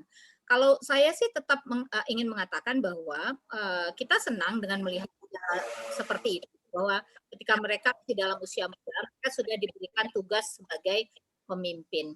Tetapi memang menjadi pemimpin itu sendiri adalah sekolah tambahan buat mereka. Ini yang menurut saya sangat penting disadari oleh teman-teman muda itu. Artinya, kalau mereka hanya menganggap itu sebagai sebuah apa ya, oh ini kesempatan ya, pokoknya saya akan jadi direktur, dan di tempat lain pun seandainya saya keluar dari sini saya nggak mau kalau kurang dari direktur. Nah, makanya orientasi karirnya kemudian berubah menurut saya Pak Basari, hanya pada status. Ini yang menurut saya tidak menyumbang positif pada perjalanan karir dia gitu loh. Karena perjalanan karir dia kemudian nanti akan lebih arahnya kepada jabatan, status jabatan. Sedangkan sebenarnya yang sangat penting adalah nilai tambah apa dalam skills, knowledge, kompetensi, dan sikap-sikap yang sangat penting untuk si orang ini itu dari waktu ke waktu, dari pekerjaan ke pekerjaan, membentuk sebuah perjalanan karir dia yang memang tidak hanya kaya, tapi juga membuat dia secara pribadi bertumbuh sebagai human being. Itu sih pandangan saya. Menurut saya sih seperti itu, Prof. Ya, makasih Bu Iva, Pak Basari, terima kasih. Di sini saya ngeliat ada Bu Sri Handayani ya. Saya juga lagi berpikir Bu Iva ya, apakah juga di dalam memilih karir ini dalam teori yang Bu Iva dalami itu juga tergantung value ya. Sekarang kan tergantung apa namanya, ada orang ada yang menekankan pentingnya uang sehingga pada waktu dia di perusahaan tertentu nggak cukup dia pindah ke tempat yang lain. Tapi ada orang yang terus setia di satu tempat gitu ya.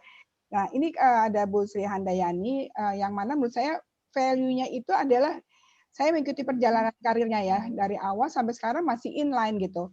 Dan bisa cerita nggak nih Bu No?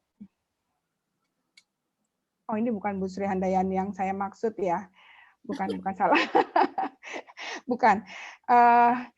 Ada yang bisa mau share nggak? Mungkin yang anak yang milenial atau masih yang sudah generasi Z malah yang post milenial. Ada email ya, ada apa anak-anak sekarang kan nggak penting jabatan yang keren. Yang penting dia tuh suka gitu, dia suka dan memberikan kepuasan gitu. Nah, salah satu keponakan saya ya, dia bisa bilang gini, Tante Reni aku nggak suka sekolah ya, aku udah nggak cocok kayaknya ya, aku jangan aja yang lain aja yang sekolah kayak apa Tante Reni sama papa ya, S1, S2, S3. Tapi aku, loh kamu mau apa sah? Aku mau belajar make up artist, dia menjadi make up artist. Terus gimana? Ya aku mau kursus. Terus ya tapi harus jauh sekolahnya biar aku bisa lebih gimana gitu. Nah akhirnya dia memang sudah mengetahui tuh, dia ini anak lahir tahun 87-an gitu. Ya jadi memang masih milenial, ya jadi dia berani ngambil tampil beda. Nah akhirnya dia kursus nih Fah, jauh banget ambilnya di New York dan kemudian di London kan. Dia pulang-pulang, dia tadi sudah berani membuka kursus untuk make up malam hari, terima di rumahnya, dan akhirnya pada satu periode tertentu tuh kayaknya dia udah nolak yang mau kursus sama dia. Dan dia cukup beken juga, followersnya juga banyak tuh di Instagram gitu. Jadi saya juga sebagai tantenya yang pakai last name Hawadi juga kecipratan, oh tantenya Alisa gitu jadinya. Oh jadi ini anak bener juga ya, dan dia ya itu tadi setiap kali sekarang kalau lihat Instagramnya dia merek apa diikutin. Nah ini menurut saya menarik juga ya. Itu gimana Bu Iva bisa cerita ya dengan kecenderungan anak-anak sekarang yang nggak penting lah, yang penting happy gitu. Ini susah ya, sementara kan kita orientasinya udah jelas. Kalau misalnya kita berstruktur jadi dosen harus sampai besar gitu. Ya kan kalau ini kan enggak, orientasinya apa ya? Memang enggak. Jadi memang ya itu, karena yang ditekankan tadi seperti Brewer bilang, Mbak Uni, memang ini journey. Kalau journey kan tergantung saya dong gitu. Saya mau jalaninya kayak apa. Yang penting di sana saya happy, terus kemudian ini sesuai sama nilai-nilai saya. Iva mau cerita sedikit ini, Uni. Ya. Jepang. Jepang nih perubahannya luar biasa. Kan saya kayak kita sekeluarga pernah beberapa tahun di Jepang.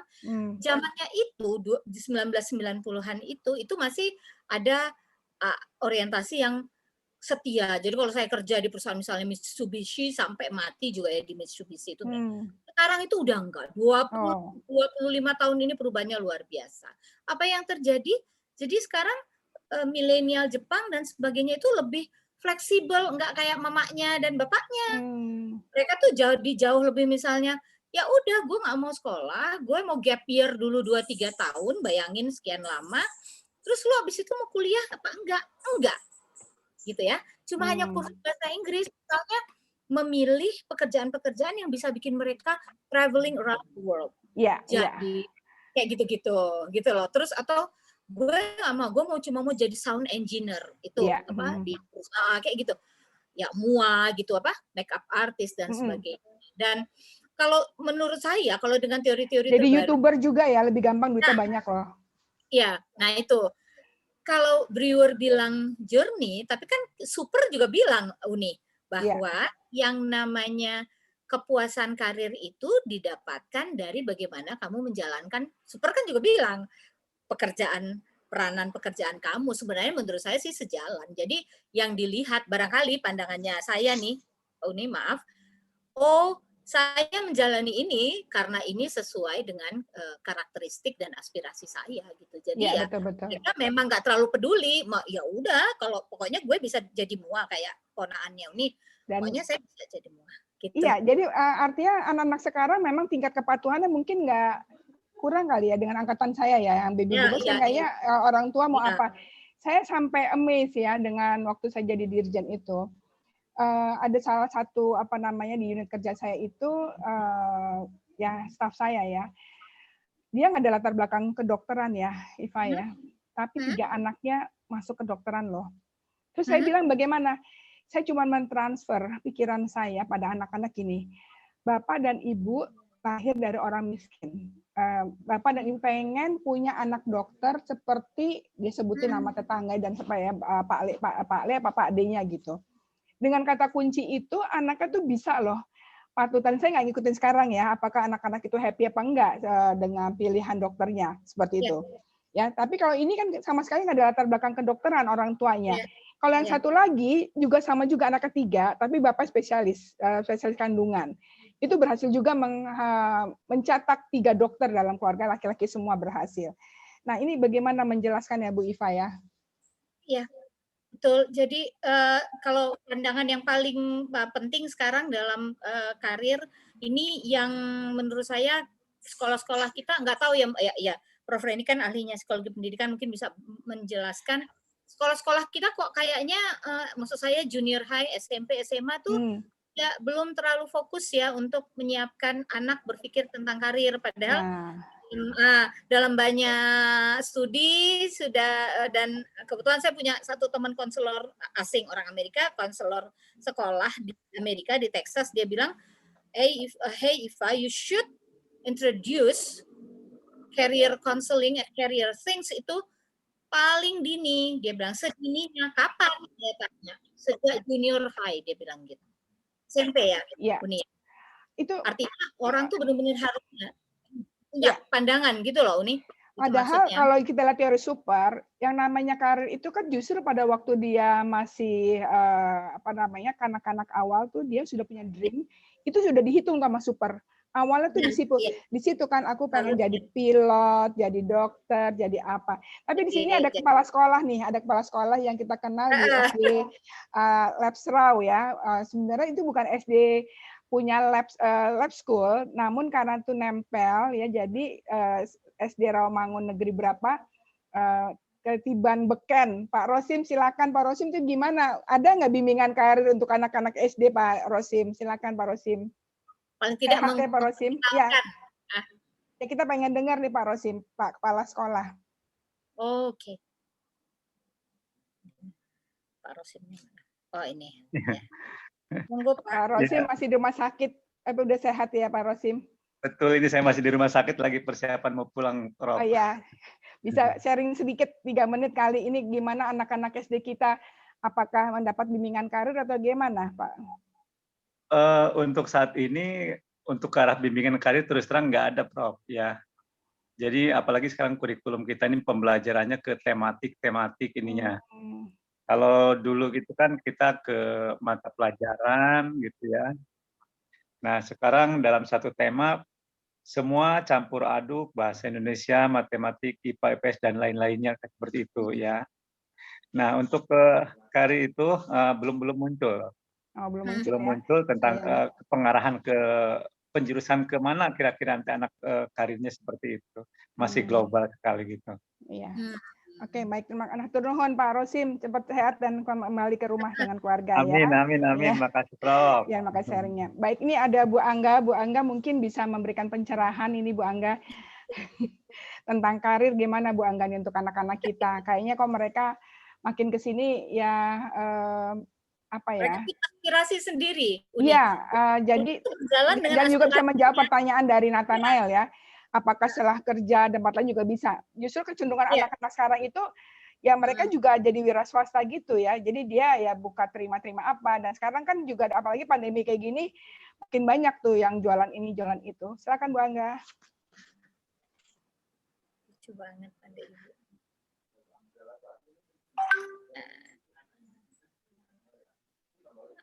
HR apa deh? Dunia HR. Kagum Mama Bu Angga ini udah usia berapa? 70 berapa? Nggak, belum, masih mute, Bu. 60, Ibu masih mute. Ibu Masih mute, Bu. Belum terdengar suaranya. Ibu ngerti? Bu Angga bisa? masih mute. Oh, bisa sebenarnya di unmute dari apa hostnya dari sini bisa Oh nggak? iya bisa. Bisa. Ya, saya bisa tunggu. Uni yang bisa. Bu Angga. Ya. Ibu masih. Udah belum ya? Kok saya juga nggak bisa ya? Bisa ya? Ya. Ya, silakan Bu Angga. Ya. Sudah. Ya. Sebetulnya career planning itu juga dipengaruhi oleh bagaimana hubungan otoritas ya dari orang tua ataupun keluarga terhadap anaknya. Jadi itu tadi yang unsur-unsur emosional dalam relationship itu di situ ya. Namun sekarang kan juga ada pergeseran nilai dalam itu hubungan otoritas orang tua terhadap anaknya, di mana anak-anak sekarang lebih bebas dan merdeka. Bahkan dengan kemajuan gadget dan sebagainya, mereka mengaku lebih update daripada orang tua. Nah, itu juga mempengaruhi bagaimana career planning mereka masing-masing. Nah, career planning ternyata juga dipengaruhi oleh bagaimana ciri-ciri atau sifat mereka sendiri. Nah, seperti Bu Reni dulu merintahkan saya bagaimana anak-anak yang gifted ya, anak gifted ketika career dihubungkan dalam career planningnya. Justru mereka ini anak-anak yang mampu segalanya gifted tadi itu lebih bingung daripada anak-anak yang biasa-biasa. Nah, karena yang biasa-biasa itu adalah anak-anak yang mau dan memang membutuhkan planning dari orang lain, barangkali dengan advice dan sebagainya.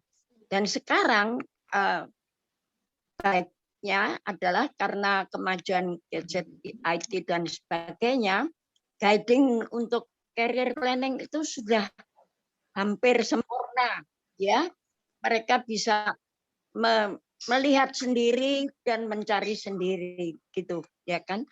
Dibandingkan sekarang anak-anak yang gifted, itu, ya, bahwa mereka itu bingung karena dia merasa bisa kemana-mana, begitu. Sehingga persoalannya adalah pilihan yang apa ya, yang paling cocok untuk mereka itu, karena semua yang dijalani bisa cocok. Begitu, Bu. Ya, baik. Jadi, Terima kasih banyak Bu Angga sharingnya. iya. Ini terima kasih diingatkan oleh Bu Angga ya tadi bahwa otoritas orang tua tadi terhadap masalah perencanaan karir anak gitu. Nah, namun memang dengan kemajuan IT ini otoritas pada orang tua itu jadi satu kemewahan karena anak-anak sekarang kalah ya, mereka terpengaruh ya dengan apa namanya informasi yang mereka terima dari gadget dan teman-teman sebayanya gitu ya Bu Angga ya. Lebih parah lagi kalau semakin tinggi kecerdasan mereka, cerdas istimewa itu membuat mereka karena banyak sekali pilihannya dan mereka banyak maunya juga gitu Bu. dengan ciri multipotensi, kalau tidak dikawal oleh orang tua ya itu bisa bablas Bu. Jadi mereka mohon maaf jadi nggak jadi apa-apa gitu. Justru, betul. Ini yang jadi ancaman untuk anak-anak gifted ya Bu ya, anak cerdas istimewa seperti itu. Ya, jadi pada Ibu dan Bapak sekalian ada di sini, kita bisa diingatkan oleh Bu Angga Dewi supaya pada anak-anak yang memiliki karakteristik khusus ya tadi cerdas istimewa, supaya jangan ragu-ragu untuk mengawal. Meskipun kita tahu anak-anak generasi sekarang ya generasi milenial, ya generasi Y tadi apalagi generasi Z yang digital native itu sulit, mereka tidak memerlukan orang tua lagi ya, artinya tidak memerlukan seperti itu ya. Betul. Baik, terima kasih banyak Bu Angga. Alhamdulillah. Kita kembali kepada Bu Iva ini ya, Bu Iva, ini ada pertanyaan Bu Iva. Ini masih ada pertanyaan ya, ini pertanyaan udah banyak ini, silakan Bu Iva, ini tadi dari Nathanael ya. Ini Nael ya, Nael apa kabar? Nathanael ya, Nael ya. Bukan. Ini Nael mana nih? Halo Nael. Iya, halo Ibu. Maaf Bu. Oh, ini bukan Nael yang lagi kuliah S3 ya? Lain suaranya. Oh, bukan Nael kita ya. Bukan Nael ya. Apakah bisa ketika kita berkarir di suatu perusahaan masih bisa mengejar side job atau side hustle? Silakan Bu Iva. Ya. Nathanael, kalau saya ingin menjawabnya begini, kalau misalnya itu sudah jadi pilihannya orang itu untuk istilahnya memang nanti akan berkarir pada profesi di mana dia sekarang berada di perusahaan itu, maka saya pikir dia pasti menghabiskan sebagian besar waktunya untuk membangun kemampuannya di situ. Tetapi tentu saja kalau saya lebih senang memakai kata-kata bukan side job atau side hustle. Kalau side job itu kan sebenarnya tinggal bagaimana kemampuan untuk multitasking gitu. Karena pasti 12 jam itu akan lebih dipakai untuk mengerjakan tugas-tugas di perusahaan itu. Tapi mungkin kalau dia masih ingin menambah kompetensinya pada hal-hal lain atau memperdalam kompetensi yang sudah ada, tentu saja masih dimungkinkan, kalau menurut saya masih bisa selama dia tetap pada fokusnya untuk berkarir dalam profesi tertentu. Kalau itu sih pandangan saya agak klasik, tapi menurut saya ya kalau dia tidak bisa fokus nanti dia juga tidak akan mendapatkan apapun gitu. Jadi kayak orang ngejar ngejar ayam gitu. Ada banyak ayam semuanya dia mau yang bisa gitu. Itu juga nggak akan dapat. Gitu. Saya langsung jawab yang berikutnya ya. Ya, tapi sebelumnya Bu Iva, ini sebenarnya ya ini pertanyaan penting juga dan mungkin itu adalah zaman dulu ya. Zaman di mana kita merasa gaji kita nggak cukup gitu. Sekarang penghargaan yang diberikan oleh pemerintah terhadap guru dan dosen itu sudah cukup ya. Malah waktu baru-baru ada tunjangan jabatan ya, tunjangan profesi itu banyak laku banget itu showroom mobil ya, katanya pada showroom mobil sama motor udah langsung cicilan karena sudah lumayan pertambahannya gitu. Nah juga sekarang jadi artinya penghargaan terhadap pekerja itu sudah semakin baik. Nah cuma memang ini ya kayak mungkin bisa Bu Wati bisa menjelaskan sebagai mantan eselon 1 ya di KPPA. karena saya mengamati gini ya Bu Iva ya, apa namanya teman-teman yang di struktural itu kan lebih cepat pensiunnya ya, umur 58 mereka udah pensiun. Kalau dia jadi guru itu umur 65. Kalau dia jadi profesor dia umur 70 tahun dan bisa diperpanjang 5 tahun dan tambah 2 kali 2 tahun. Jadi sampai 79 tahun. Nah, masalahnya di sini. Orang yang katakan cerdas ya. Ini banyak dilakukan oleh teman-teman saya. Mereka pada waktu di birokrasi ya. Mereka buru-buru ngambil S2, buru-buru ngambil S3 ya. Dan pada waktu tertentu katakan 4 tahun sebelum pensiun mereka langsung pindah switch ya karirnya yang dari birokrasi ya menjadi apa yang dari struktural ke jadi dosen fungsional. Jadi umur mereka umur karirnya jadi panjang. Yang tadi cuma sampai 98 sampai 65 gitu. Ini gimana dari sisi karir apakah ini termasuk cerdik atau gimana Bu Iva ya? Ya, kalau artinya kan mungkin dia ada satu profesi yang dia tetap pingin gitu loh nih. Dia tetap ingin profesi itu terus langgeng gitu. Saya juga mengenal beberapa orang gitu. Jadi misalnya dia ya betul dia nggak cukup cuma jadi ASN tadi di pemerintahan, tapi kemudian mungkin dia tetap ingin punya profesi sebagai pengajar. Saya pikir ya tidak masalah, tapi ketika dia masih di puncak karirnya, tentu itu membutuhkan manajemen diri yang luar biasa. Itu loh kalau saya melihatnya itu. Oh, iya, ini ada Bu Setiawati nih, Bu Wati apa kabar Bu Wati? Baik, alhamdulillah sehat. Bu Wati, halo Bu Wati. Halo. Bu Wati sempat ngajar apa udah pensiun nggak? Apa kegiatannya Bu Wati? Udah itu sama Iva sebetulnya Bu Iva juga salah satu ketua di Yayasan Melati. Iya, saya terjebak di Yayasan Melati karena ada Bu Iva sebetulnya di sana. Dia jagoan saya, Bu. Oh iya alhamdulillah. Iya, karena ada Bu Iva, saya baik. Ya, ini soal ini ya, soal karir. Ya. Soal pensiun, bagaimana ASN apabila pensiun kemudian ingin tetap melanjutkan kegiatannya begitu ya Bu ya? Iya betul. Karena sebelumnya ada yang seperti itu, tapi kalau dari teori super itu memang pada tahap decline seseorang itu memang berhenti secara struktural, tetapi dia mencari bentuk kepuasan lain. Nah mungkin Bu Wati bisa share di sini kepuasan lain tadi dengan membagi diri di Yayasan Melati ya antara lain. Betul. Ya apalagi Bu Wati. Begini, memang akhir-akhir ini ya Bu Profesor ini ya dan Mbak sebetulnya Mbak Iva juga anak saya nih, generasi anak ya.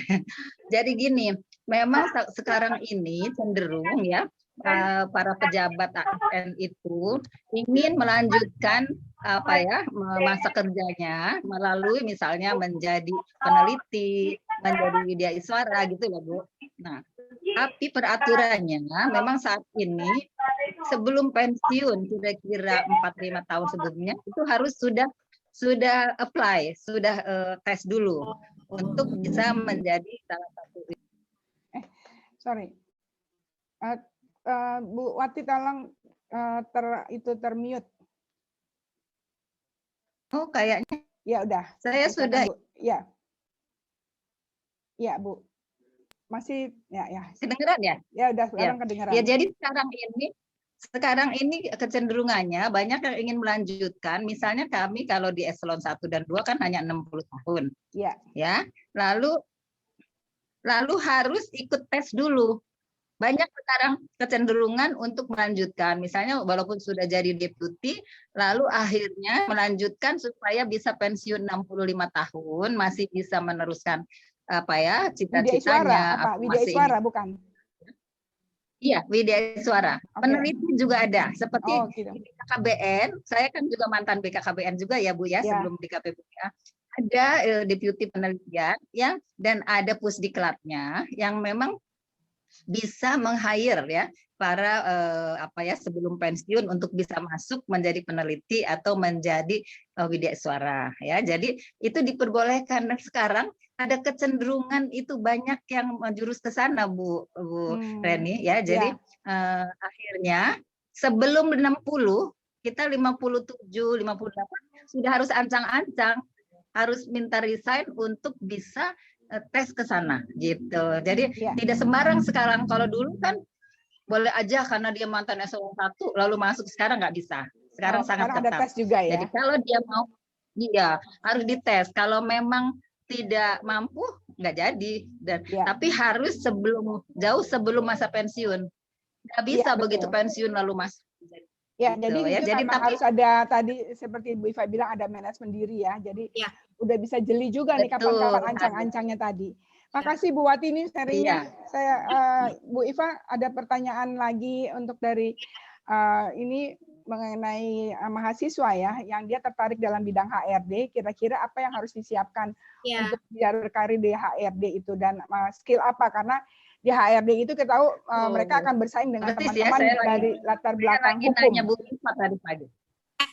Iya betul baik. Terima kasih. Ya, Bu Wati terima Saya kasih. Ya tadi Bu Wati nanya ini, ke Mbak Iva ya. Bu Wati ini agak marah nih sama saya gara-gara nggak pernah ke Yayasan Melati lagi. Sibuk meneliti Bu Wati, sibuk meneliti mau jadi guru besar. Diomelin sana sini. Padahal itu salah satu ketua, saya bisa maju terjun ke situ karena Bu Iva. Ya diomelin sana sini. Baik, jadi Prof, kalau menurut saya ini kita agak sedih juga ya sebenarnya karena yang namanya lulusan Fakultas Psikologi itu sekarang udah kalau di HRD itu nggak harus Fakultas Psikologi. Berapa kali saya lihat karena kalau sebagai mahasiswa psikologi untuk berkarir di HRD andalannya cuma kemampuan administrasi alat ukur dan sebagainya. Sekarang kan alat ukur ini udah gila-gilaan kita bisa temukan di mana? Di internet dengan macam-macam bentuknya dan perusahaan itu tidak selalu menggantungkan diri pada alumni psikologi maupun psikolog untuk mengadministrasi dan menginterpretasi alat ukur. Nah ini kan memang nanti harus diatur oleh Undang-Undang Praktik Psikologi. Tetapi makanya karena itu saya ingin menyampaikan ke siapa nih ya Mbak ya Lili. Kalau di yang memang ingin dikarir di HRD, mohon lengkapi diri tidak hanya dengan kemampuan rekrutmen dari sudut pengukuran tadi menurut saya Ibu atau Mbak, tetapi juga harus memiliki kemampuan untuk melakukan pendalaman profil dan sebagainya tidak hanya secara kuantitatif, tetapi juga secara kualitatif dan lebih mampu untuk melihat satu berbagai kasus, berbagai rekrutmen, pola rekrutmen dan sebagainya dengan cara-cara yang lebih kreatif. Kenapa saya soal kreativitas ini? Karena kalau dari pengalaman yang saya dengar dari anak-anak mahasiswa saya yang magang atau yang sekarang sudah di HRD, mereka cukup kewalahan dengan tuntutan bukan pada persoalan itu gitu. Jadi lebih kepada misalnya kemampuan untuk membuat grand design sumber daya manusia. Nah ini kan sebenarnya saya kadang-kadang saya sendiri agak kaget karena pernah ada satu alumni cukup bingung bertanya ke saya, Bu, saya kan nggak pernah belajar ini. Saya diminta bikin grand design sumber daya manusia kantor saya. Jadi kalau pandangan saya, maaf Mbak Lili atau Ibu Lili, ini Lili ya, saya Lili. Saya hanya ingin mengatakan bahwa perkaya diri tidak cuma dari yang sudah didapatkan di kampus, di dalam kelas-kelas, tetapi itu tadi kemampuan yang lebih luas juga pada tingkat makro, sehingga kita bisa bersaing dengan jurusan lain. Karena jurusan lain itu lucunya, bahkan dari fakultas yang berbau pertanian, itu menguasai berbagai teknik pengukuran yang ada di internet gitu. Itu kan semua sekarang bebas. Ya, betul. Nah, oleh karena itu kita nggak bisa lagi berpikir hanya mikro. Jadi kita mesti makro pada tingkat yang lebih tinggi untuk mampu misalnya berpikir strategik. Nah ini sebenarnya seperti yang dialami oleh Prof. Reni ketika misalnya ketika waktu menjadi dirjen pasti kemampuan strategiknya yang sangat teruji. Nah ini juga Bu Lili, Mbak Lili kalau pandangan saya seperti itu. Jadi jangan hanya itu tadi administrasi alat ukur, rekrutmen, benar harus naik kepada kemampuan untuk melihat makro dan strategis. Ya, Ibu Iva, Bu saya Lili. setuju. Jadi menambahkan kepada Mbak Lili atau Bu Lili ini adalah memang karena kompetitor kita adalah anak-anak lulusan Fakultas Hukum, ya. Nah, jadi berarti di sini kalau bisa ngambil S2-nya yang ngambil ada hukumnya gitu ya, atau ditambah lagi dengan kalau misalnya memang tidak mau di situ, ya tadi harus ada added value-nya apa yang membuat kita dipilih. Terutama kalau misalnya saingan kita adalah laki-laki nih, Bu Iva. Kita yang perempuan ini selalu jadi nomor belakang. Jadi katanya nih Pak ya, kata orang kalau kita mau jadi bos ya di antara laki-laki, kemampuan kita harus 3 kali lipat dari laki-laki. Saya pernah nanya itu pada anggota MPR ya. Dia waktu itu bintang 1. Ini udah pertanyaannya udah lama, waktu tahun berapa ya? Tahun 99 ya, waktu saya di Korpri ya. Saya bilang, Bu, gimana? Kok bisa jadi, waktu itu dia salah satu pimpinan fraksi ABRI ya. Terus dia jalan gini, ya pokoknya kita harus 3 kali lipat lebihnya dari laki-laki, baru kita dianggap, baru dilihat. Seperti itu. Baik, ini ada pertanyaan terakhir ya, dari dari Mbak Monica ya. Masih penting nggak sih masalah kecerdasan emosional itu dalam meniti karir itu? Bagaimana Mbak Iva? Kalau saya melihatnya masih sangat penting. Artinya masih sangat penting, terutama karena working places kita, menurut saya, Prof. Reni, working places kita itu adalah working places yang istilahnya diversified, beraneka ragam, sangat majemuk. Kita bukan working places kita, katakanlah misalnya di Jakarta ini bukan tempat-tempat yang satu ciri, tapi ada banyak ciri dengan latar belakang primordial yang berbeda-beda, latar belakang sosial, budaya, keluarga dan segala macam, sehingga ketika menghadapi ini, kalau kita mampu melakukan pengendalian diri, mampu meregulasi emosi dengan baik, secara emosional kita cukup cerdas untuk menghadapi apapun threats-nya, apapun demand dan challenging-nya, saya rasa ini akan sangat mempengaruhi perkembangan karir kita. Ya, terutama mungkin Mbak ini Monica ya, Mbak Monica ini jangan-jangan mahasiswa saya. Ini barangkali kalau kita kembali tadi ke pengertian awal terutama menyangkut career barrier, mengenai hambatan karir. Hambatan karir ini apapun bentuknya itu tidak bisa kita hadapi dengan sekedar bahwa kita punya kompetensi, tapi juga kita harus punya keluasan dan kemampuan untuk menghadapi itu semua dari sudut emosi kita. Itu sih menurut saya. Ya, baik, terima kasih Mbak Ivan. Ini saya cuma sedikit tambahin aja ya untuk Mbak Monica ya. Memang kita kenal QQ ya, ada IQ. Ada EQ, ada EQ, ada SQ, ada CQ ya, ada 5 QQ ya. Nah, yang kecerdasan intelektual ini peranannya cuma 10% dari kesuksesan. Betul. Jadi kesuksesan yang terbesar itu adalah pada saat kita bisa mengendalikan emosi kita. Dan itu sulit banget loh, Wifa. Sangat sulit. Nah, pada pekerjaan yang berstruktur, karena apa? Kita bisa nggak dipromosiin, ya. Jadi kalau misalnya kita merasa bahwa kecerdasan emosional kita rendah, ya untuk teman-teman ini, memang lebih bagusnya jadi wira swasta. Itu pol-polan di sana. Jadi kita sebagai owner. Tapi kalau kita masih di bawah, kita harus merendahkan diri kita. Kita nggak bisa menunjukkan jati diri kita seperti apa. Jadi kita banyak pakai, kalau istilah psikologi, persona itu, topeng-topeng itu banyak. Iya. Ya. Nah ini karena memang kultur kita dibangun seperti itu, ya kita nggak bisa secara bebas, secara asertif ya. Untuk asertif bagus ya, tapi pada waktu kita menyampaikan yang berbeda, kita udah nggak bisa, udah jangan pilih dia atau dan sebagainya. Ya jadi kecerdasan emosional itu mutlak perlu. Ya, tapi bisa dibarengi dengan EQ, adversity quotient, di mana Anda terus jangan karena untuk yang self regulated learning ini SRL dan juga kemudian apa namanya SEL ya, apa social emotional learning, itu perlu bagaimana kita memahami apa kecerdasan diri kita.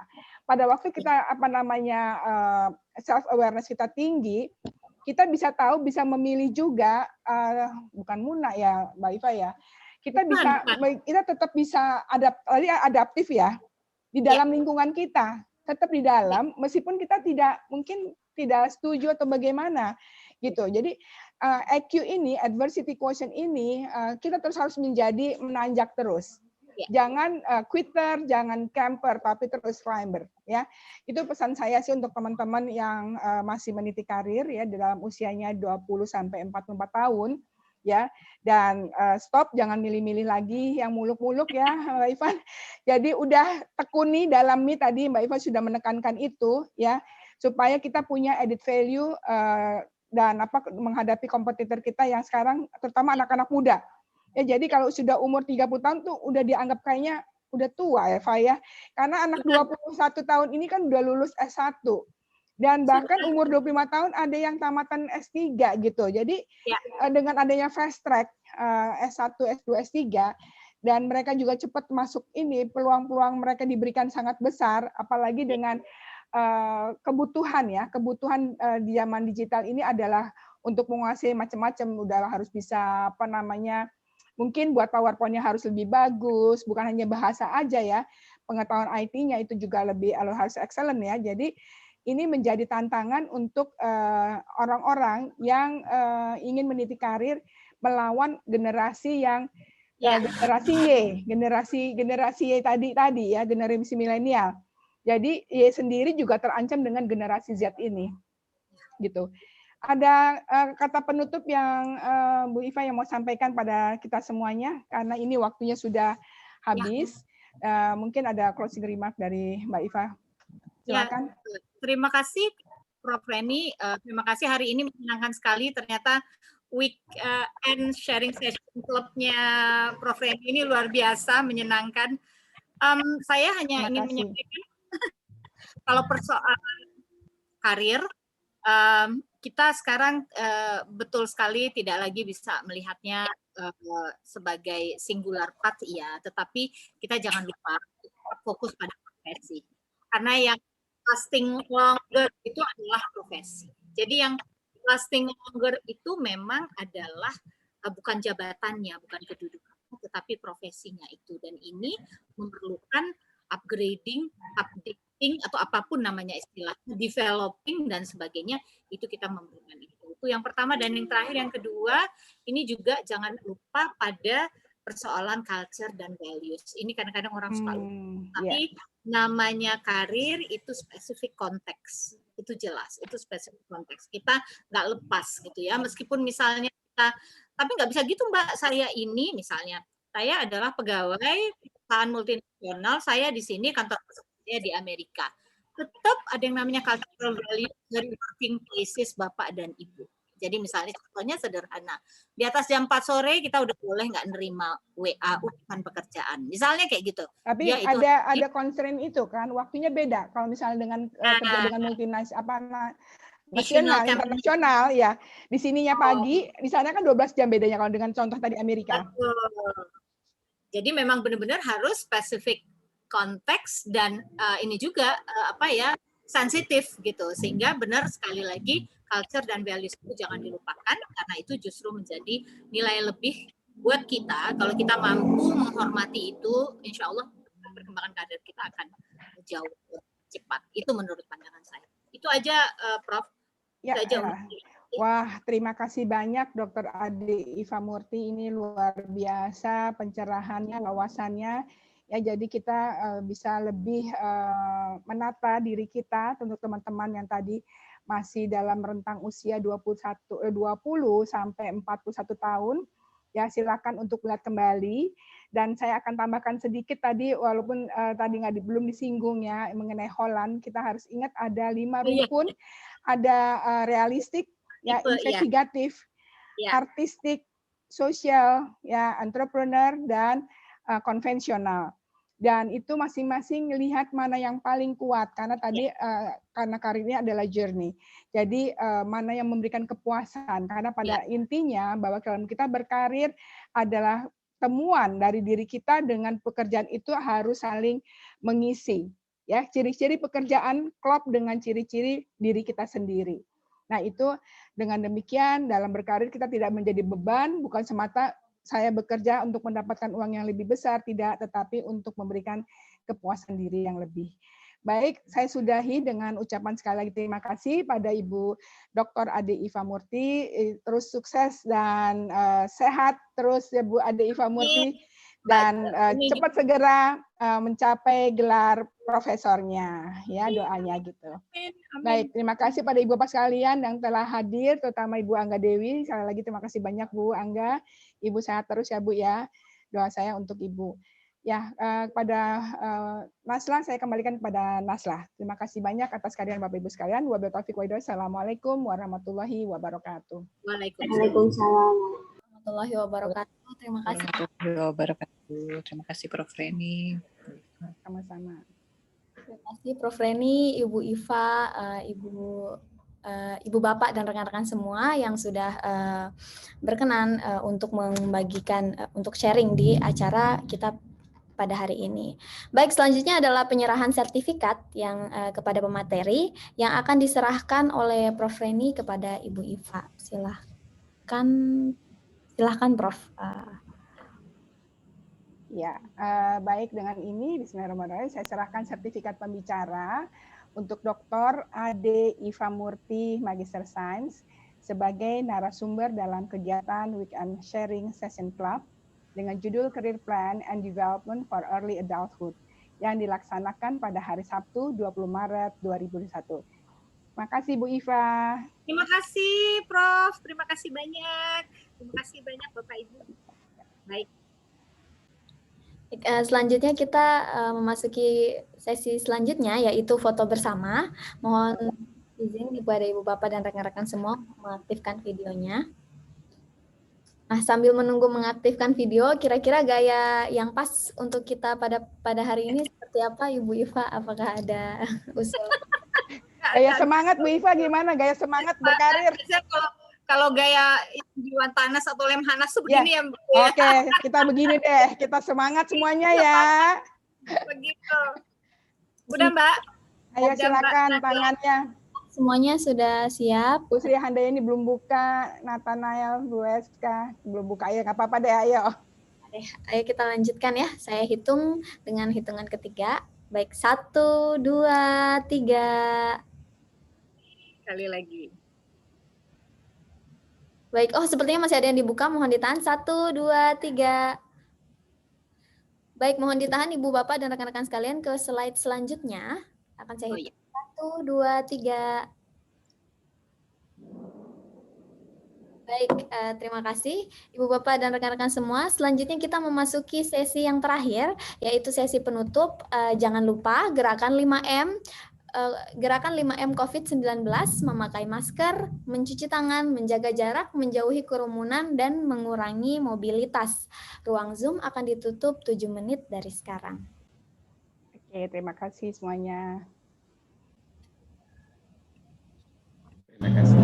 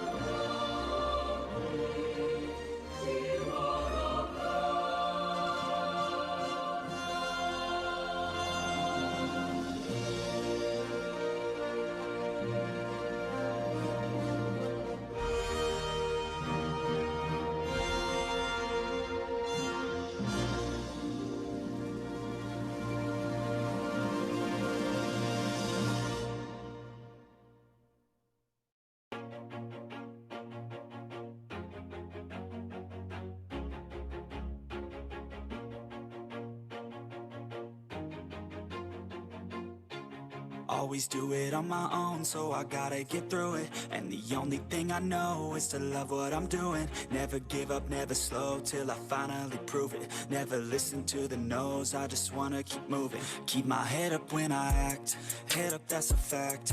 Never looking back, I'ma keep myself on track. Keep my head up, staying strong, always moving on. Feel I don't belong, tell my thoughts to move along. Push myself to be the best, die with no regrets. Live with every breath, see my message start to spread. And I had so many dreams, then you hit your teens. Life ain't really what it seems, try to find out what it means. Always do it on my own, so I gotta get through it. And the only thing I know is to love what I'm doing. Never give up, never slow, till I finally prove it.